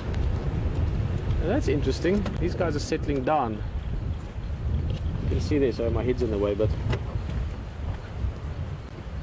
maybe exactly because of this, because of the wind, it is getting dark. The sun is busy setting behind us. Maybe these guys have decided this is where they're going to stay tonight. Quite often buffalo herds like this prefer to be sleeping in slightly more open areas, which is, I would have expected them to go on another 200 yards or so, because it opens up a bit.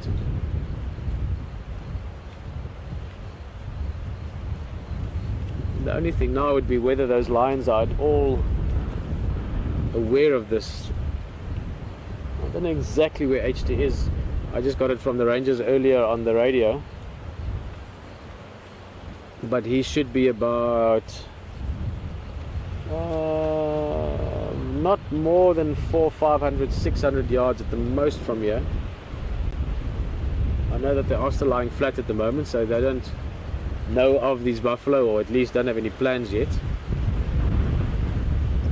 Maybe these guys are just taking a little rest. So yeah, I think we're going to stick with these guys a bit, see what they do. The other area I wanted to check is just this way, Quarantine, hoping for some leopard. We had a bit of a feeling of leopard there this morning, but I know that Craig, one of the guides from one of the eastern lodges, he's busy having sundowners there, which is a great time for listening. So for the next 20 minutes or so, we've got ears in that area, so if anything's around, impalas, alarm calling, anything like that, Craig will let us know. HT is sitting with the lions who are sleeping at the moment, so we can stick with these guys. It's all happening just around here. Good that you're here.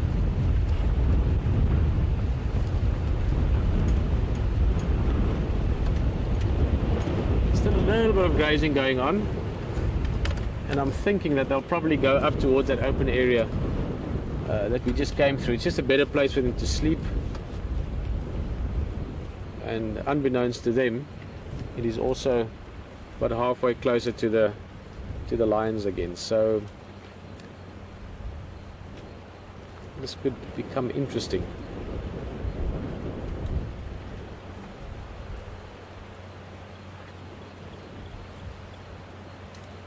We were talking about it earlier today, just driving while you were with Hayden on the lions, VM and myself on the vehicle here, just talking about well, at least in my experience with guiding and with guests, often people have this perception that predators, lions, leopard and so forth, they just have this really easy life. They just have to decide, what do I want to eat tonight? Sort of check on the menu and then go for it. And it's not the case at all. Firstly, you have to find the animals. Secondly, you have to get close to them. Keep in mind, these animals have all evolved over a long period of time to be perfectly suited to their environment. So things like buffalo, kudu, impala, giraffe, they all have all their senses honed to perfection as well. Great hearing, great eyesight, great smell, fast, can kick, can fight. So there's a fine balance between predator and prey, and neither really has it easy. And that's good to remember.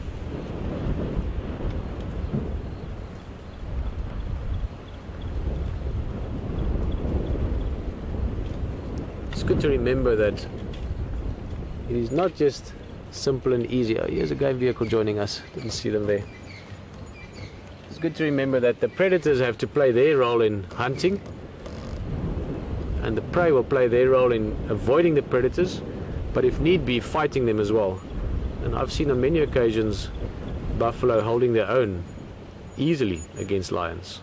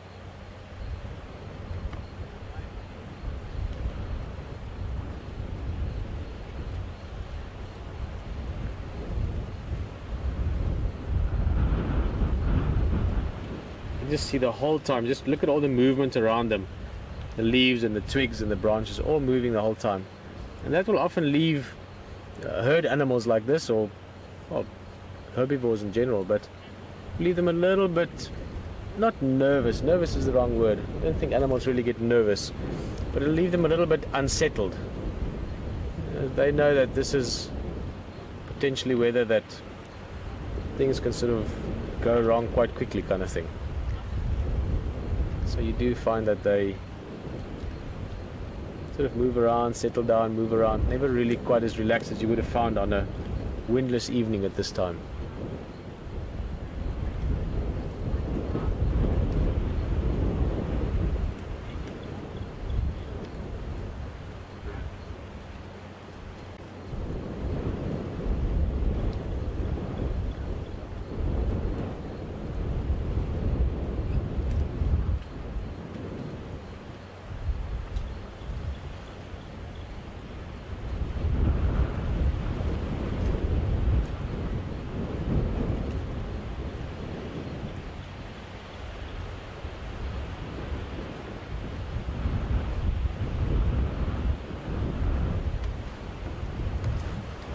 I'm just going to move a little bit.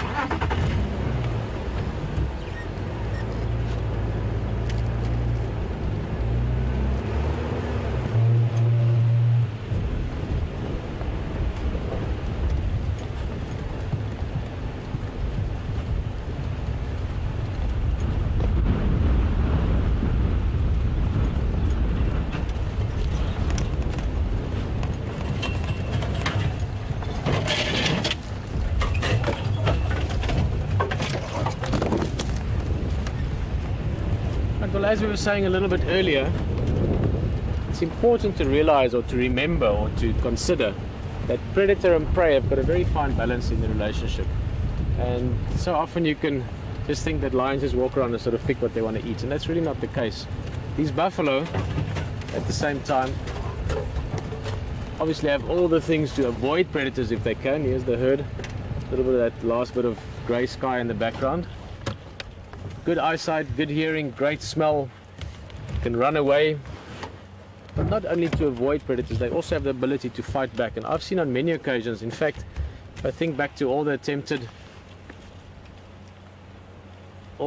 hunts I've seen, lions and buffalo, I've seen a few that were successful, and that's no joke to see lions and buffalo tangling on that level. But more often than that, I've seen buffalo actually chase lions off, where they successfully get them away from the herd. Even breeding herds like this, where they've got young ones, you can see in amongst them there, every now and again you'll see a young one popping through, and those would more often be the easier ones to go for lions. But one must realize that for a 200 kilogram lion, 220 kilogram if it's a big male, to tangle with an 800 kilogram buffalo that's got heavy hooves, very strong legs, sharp horns, massive strong shoulders and neck, there's a lot of danger in it as well. So it's done. There is a fine balance and equilibrium, and even balance is probably the best word, between predators and prey.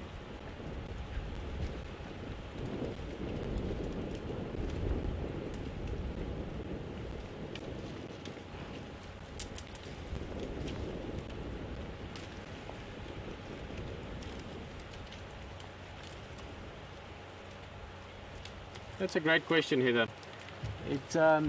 It is something that happens very often, and I've seen it happen on many occasions.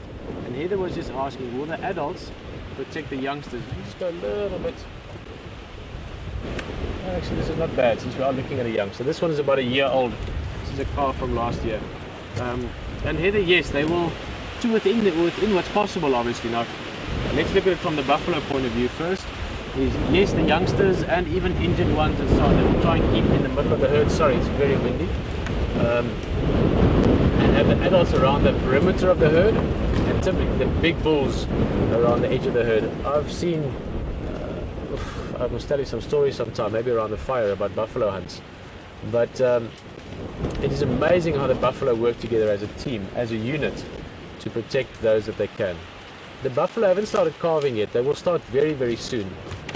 Again, with buffalo, you do find them having young ones sort of a little bit throughout the year. If you look at, I see there's one youngster walking behind here, which is probably only about 6 months old. But the majority, that one there, that would have been born slightly out of the normal routine, if you want.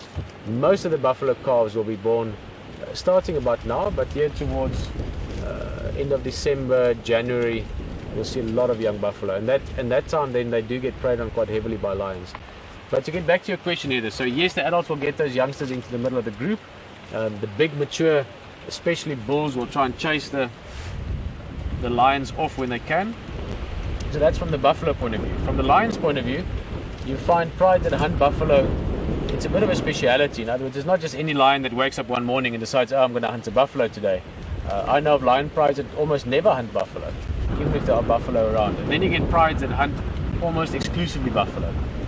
For instance, the Nkuhumas in this area, they hunt, since we've been here for 3 weeks now, all the kills that I've heard of on the radio, we've seen one of them, but the other ones, when I talk to the guides on the radio, have all been buffalo. So they hunt primarily, almost exclusively buffalo.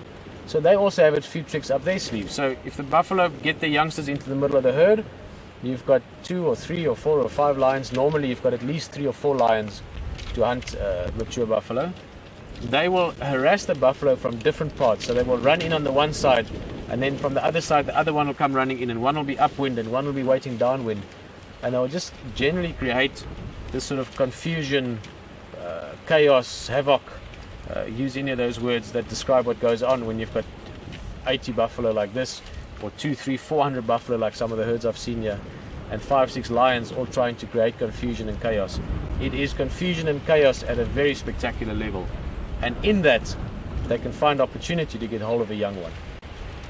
Even then, Heather, you will find that mature buffalo will come in. Again, I've seen it happen. Young buffalo or injured buffalo with the lions with the lions on them.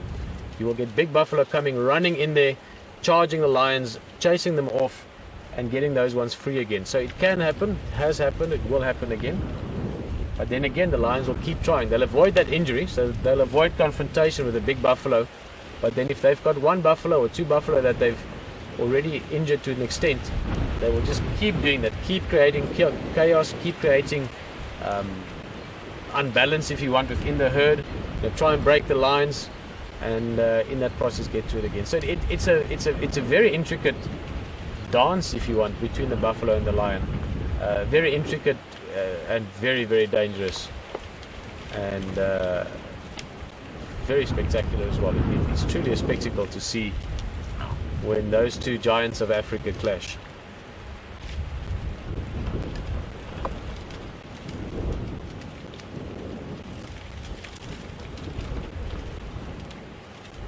Quite interesting, these buffalo have decided to move in a slightly different direction.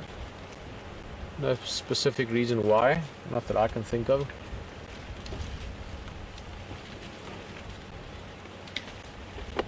We'll just see what they do.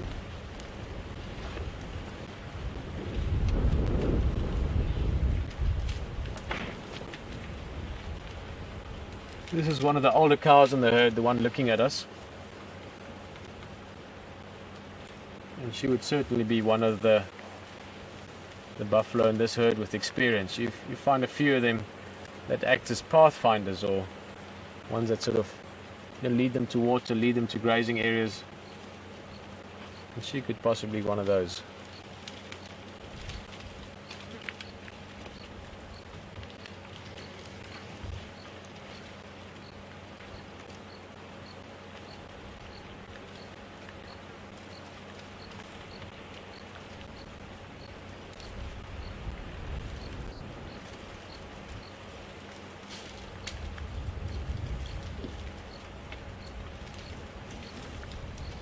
I wonder what these buffalo are up to.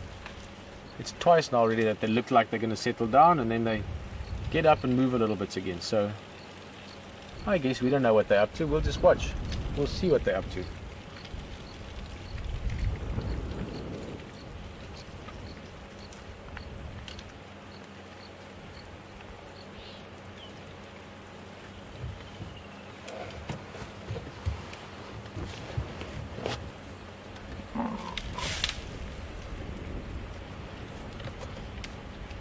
Okay, well, we're going to move a little bit again. Just sort of stay off to the side of this herd. Let's have a quick look. The sun is pretty much set. We didn't have as much color as I thought we would have tonight, but always beautiful to see the, what shall we call it?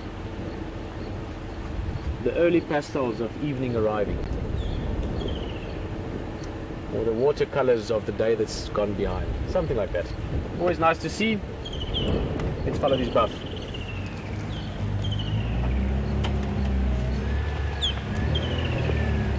Okay, well, we're going to move a little bit just to, a bit of a hole there. We're going to move a little bit to get a look at the buffalo from the other side. I think you should go have a look and see what those cats are up to, and join HD on the other vehicle. So enjoy it. We'll see you back in a bit.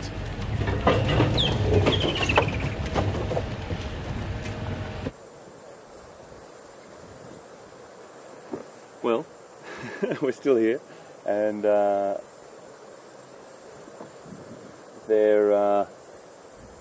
they're still a little bit static, and just let me turn this game drive channel down.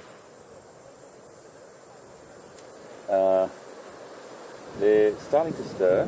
They're definitely starting to stir, and we're getting a little bit more sort of movement in them. Pete has been talking to you a little bit about, you know, how lions hunt and what they do, etc. I know for a fact that we could see them pick up the scent of anything at this time. They're starting to get a little bit restless. So let's just sit for a little bit longer. Definitely have been a little bit of movement. One animal got up and moved over to the other two, and so on. So we'll just sit for a little bit and see if we get some stirring. I'd really love you to see this social interaction that occurs when they all wake up. I am going to have to drive my vehicle a little bit closer if these two males go up to that one that just turned over. But if it goes the other way round, we're in a fine position where we are. If the boys that the camera is on right now walk back this way towards us, it'll happen right next to us. If not, I might just have to go forward a little bit, and there could be a little bit of, you know, scratching noise on the vehicle.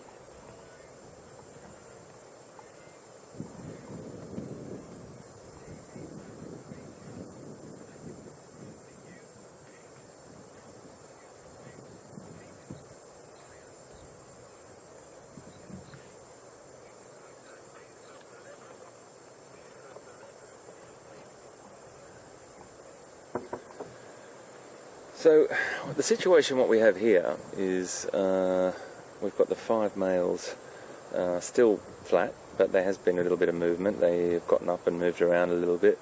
There's a potential, as I said before, keep you holding on, that they could get up at any time, and they probably will. There's a little bit more restlessness in them. Pete has now gone looking for a leopard, which is always fantastic for us to have on the agenda, and it is pretty much on the agenda every night and every morning. But he's going to do his best, of course. He's an amazing guy with leopard, and really will try and pick something up. We're just going to sit for a little bit longer. I really want you to see this this social sort of greeting, and when they wake up out of a sleep, how they greet each other.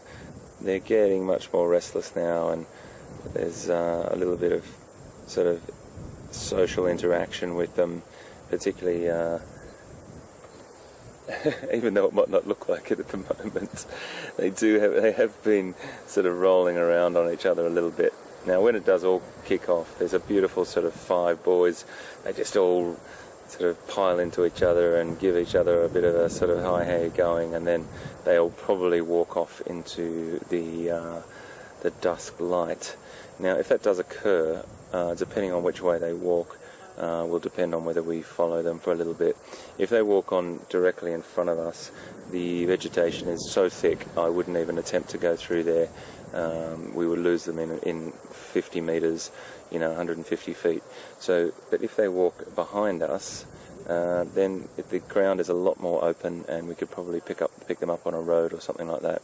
So we'll just see what happens, and it's definitely worth waiting for. These are the situations, folks, that when you are out on safari, if you've got the time, which we have, you sit and you wait and you watch, and that way they dictate the situation. As we all know, lions spend a considerable amount of the time in the day doing this, but there can be any exception to the rule. Any exception to the rule, and that's what we always wait for. So the light is definitely dropping. We can still see them. We've got our camera picking up the last available light. Sort of in the next sort of 5 minutes, I'll probably just put this wash light over them. It's a very, very soft light, and it's not really in their eyes, and we might just do that shortly. We'll just see what happens. If they do get up, I'll definitely put that wash light over them, just so we get a better picture for you, and it's not as dark as it is. But just at the minute, we can still use the little bit of available light that we've got. These cameras are incredible with using that available light, and let's see how we go. This wind is picking up, folks. And it does come across on the microphones a little bit, so apologies about that, but this is real. Nope.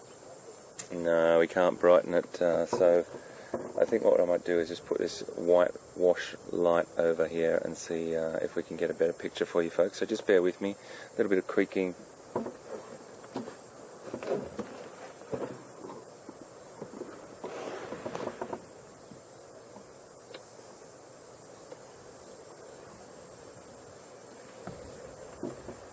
So it's a very, very soft light. It's not a spotlight in their eyes. It's a wash light that we have on both sides of the vehicle, specifically designed for this, and it just allows you to sort of get a bit better picture in this last sort of 15 minutes of light.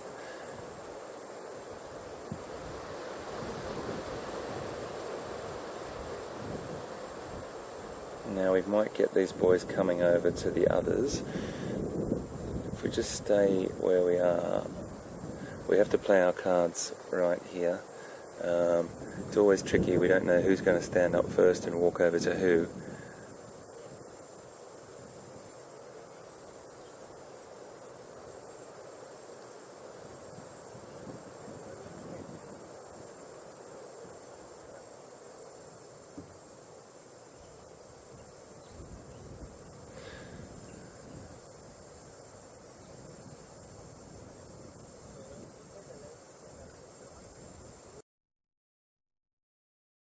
Another vehicle here with us, folks, with some guests on it, and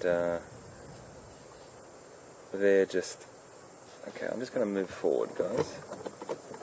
Just bear with me for a second.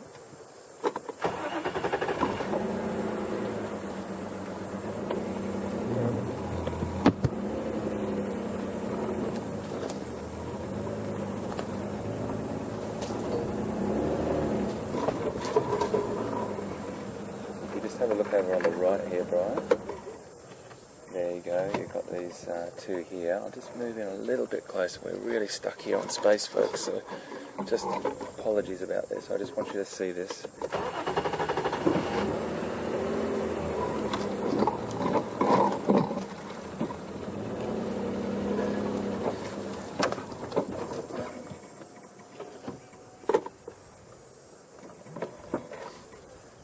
Plonk themselves down, and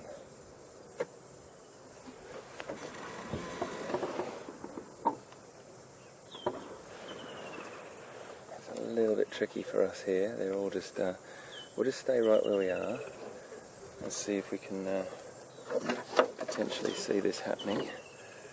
They're all just gone off and they're coming back. It's a little bit tricky where we are at the moment. Let me just roll back a little bit.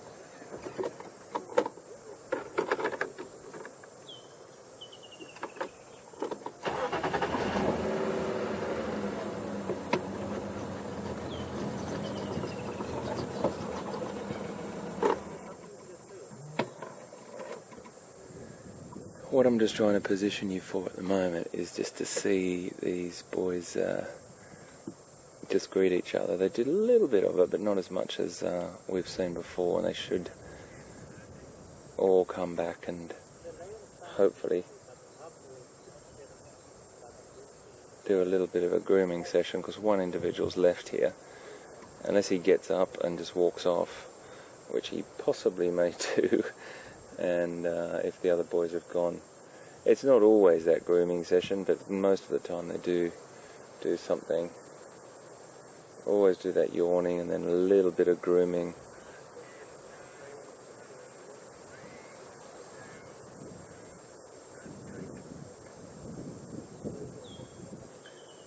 So, nice big yawn there.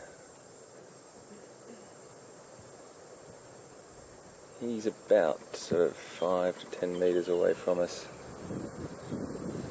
I think they are on the move. So we might just see if we can pick them up here behind us. You're going to hear a little bit of scratching and scraping, guys.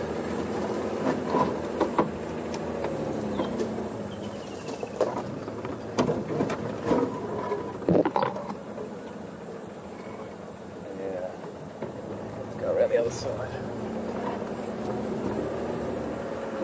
I go back there. Right.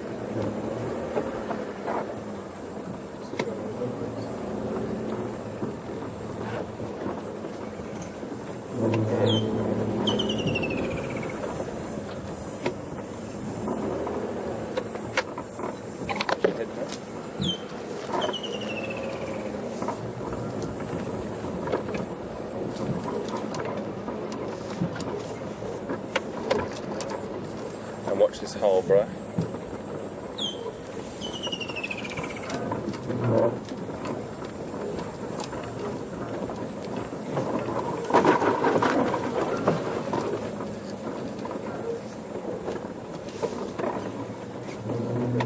Yeah, absolutely.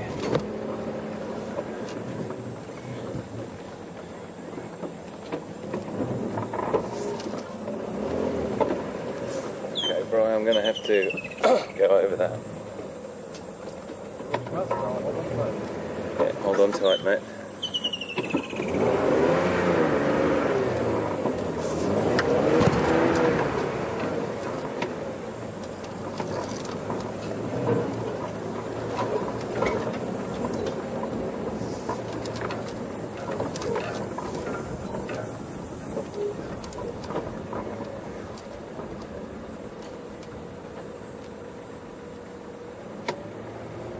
A little bit tricky for us here, folks.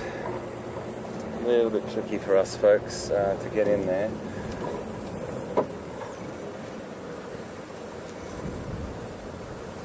I've just moved into this really thick area, and I'm going to try.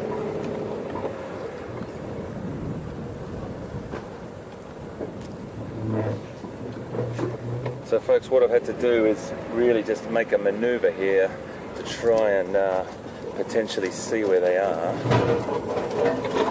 And it sounds pretty awful, but at the same time we really can get into loads of different places with this vehicle.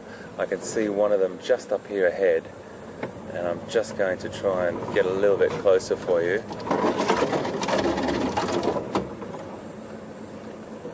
Okay, let's just cross to Pete and see what Pete's up to whilst we're sitting in this lovely position here. It's a lovely silhouette just through there, and we're going to come back and see these guys. So let's just cross to Pete and see what he's up to.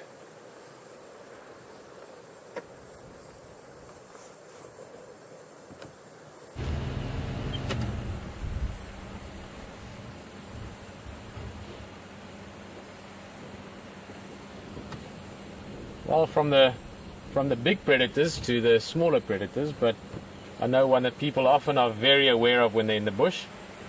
You get many different types of scorpions. In fact, Scott, who will be on Drive With tomorrow morning, knows a lot about scorpions. He's even written an article for one of the scorpion books, but he can tell you lots more about them. But this is one of your burrowing scorpions. Lots we can talk about them, but look at the heavy pincers, small tail. So these guys use their pincers to hunt their food, and the tail just to sort of finish off the hunt and to defend themselves. But just something small that we spotted. Oh, he's looking something in a hole there. Maybe a little. What's he doing? Sorry, I was just going to say goodnight, but he's hunting. Look at the tail sneaking around there as well. That's very interesting. What has he got there?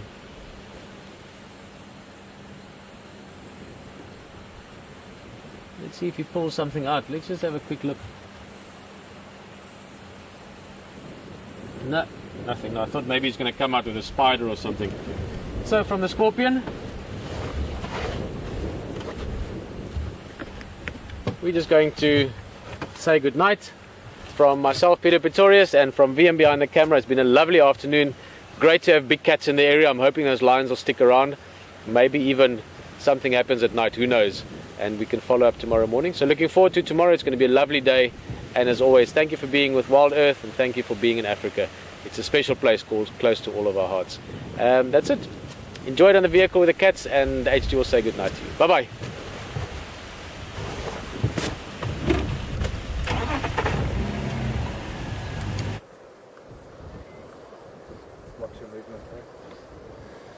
Folks, we just followed them into the bush a little bit more, but how beautiful does that look? Really beautiful. They're off. They're going to go and move into, there's one right in front of us here, mate, as well. Just walked through right in front of us. Sorry, I keep telling Brian this stuff, but it's all happening in the dark right in front of us. He's just moving off there. Another individual just moving through the bush, and they're really on the move now. They're going into this very, very thick country, and you know what? I think it's just getting a little bit hectic in there for us with 5 minutes to go. We can move in a little bit farther, I think, and we might just pull the pin on it a little bit. Let's just see how we go, and it's not for want of trying, that's for sure. It's just the country is a little tedious in the dark. we're all going to just have a try here and see how we get on. I think some of the guys are going to head off because it's just a little bit full on, but we'll see.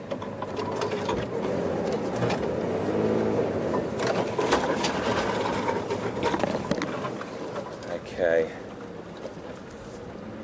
just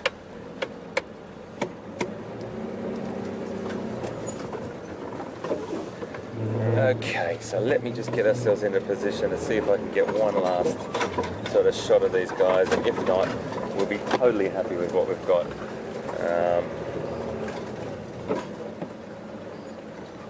I think,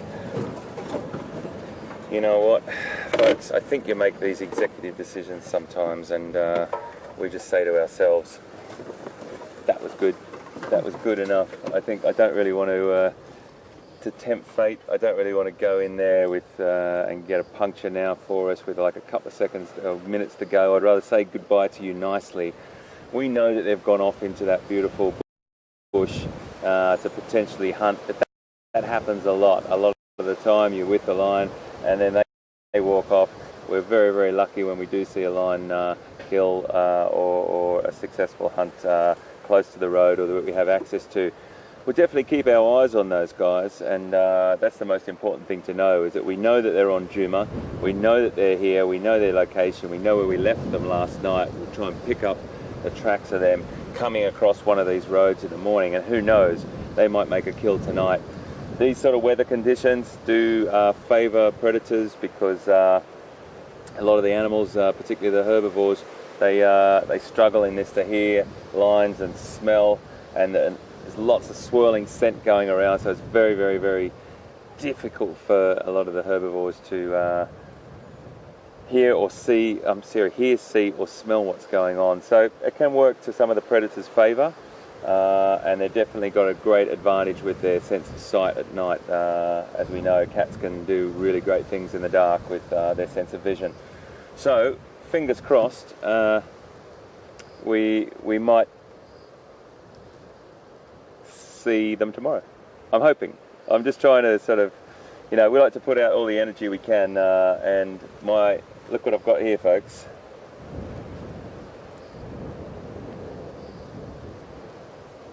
The lucky porcupine quill. And this has brought us so much luck. Brian and I, in the last few days, this is going to stick with us every drive, guys. And I'll make sure I've got it front and center. You'll see it sort of poking out of here. Whoops, I've just dropped it. I will find it. Let me just not lose it now after I've just dropped it down there. Where did it go? Where did it go? The lucky porcupine quill. There it is. Okay, I've got it. It's going to stick with us. And yeah, we'll see what we can find. They may take a buffalo tonight. Top of the venue for line. Absolutely 100%. And there is buffalo in the vicinity. It was very close to us when Pete was talking to you. It was about 500 metres away, but they walked the other direction. So, most important thing is that you were with us this afternoon. You were on Safari Live. You did it. You saw it. It was a little bit static today. It was a little bit we just sat there for a while, but you have to do that sometimes. And when you're in the presence of 5 magnificent young male lions that could get up at any minute, it's worth sticking around. I just think it's beautiful to sit there with them, and I'm sure you did too. Ultimately, we're up in the morning and we're really going to have a great day.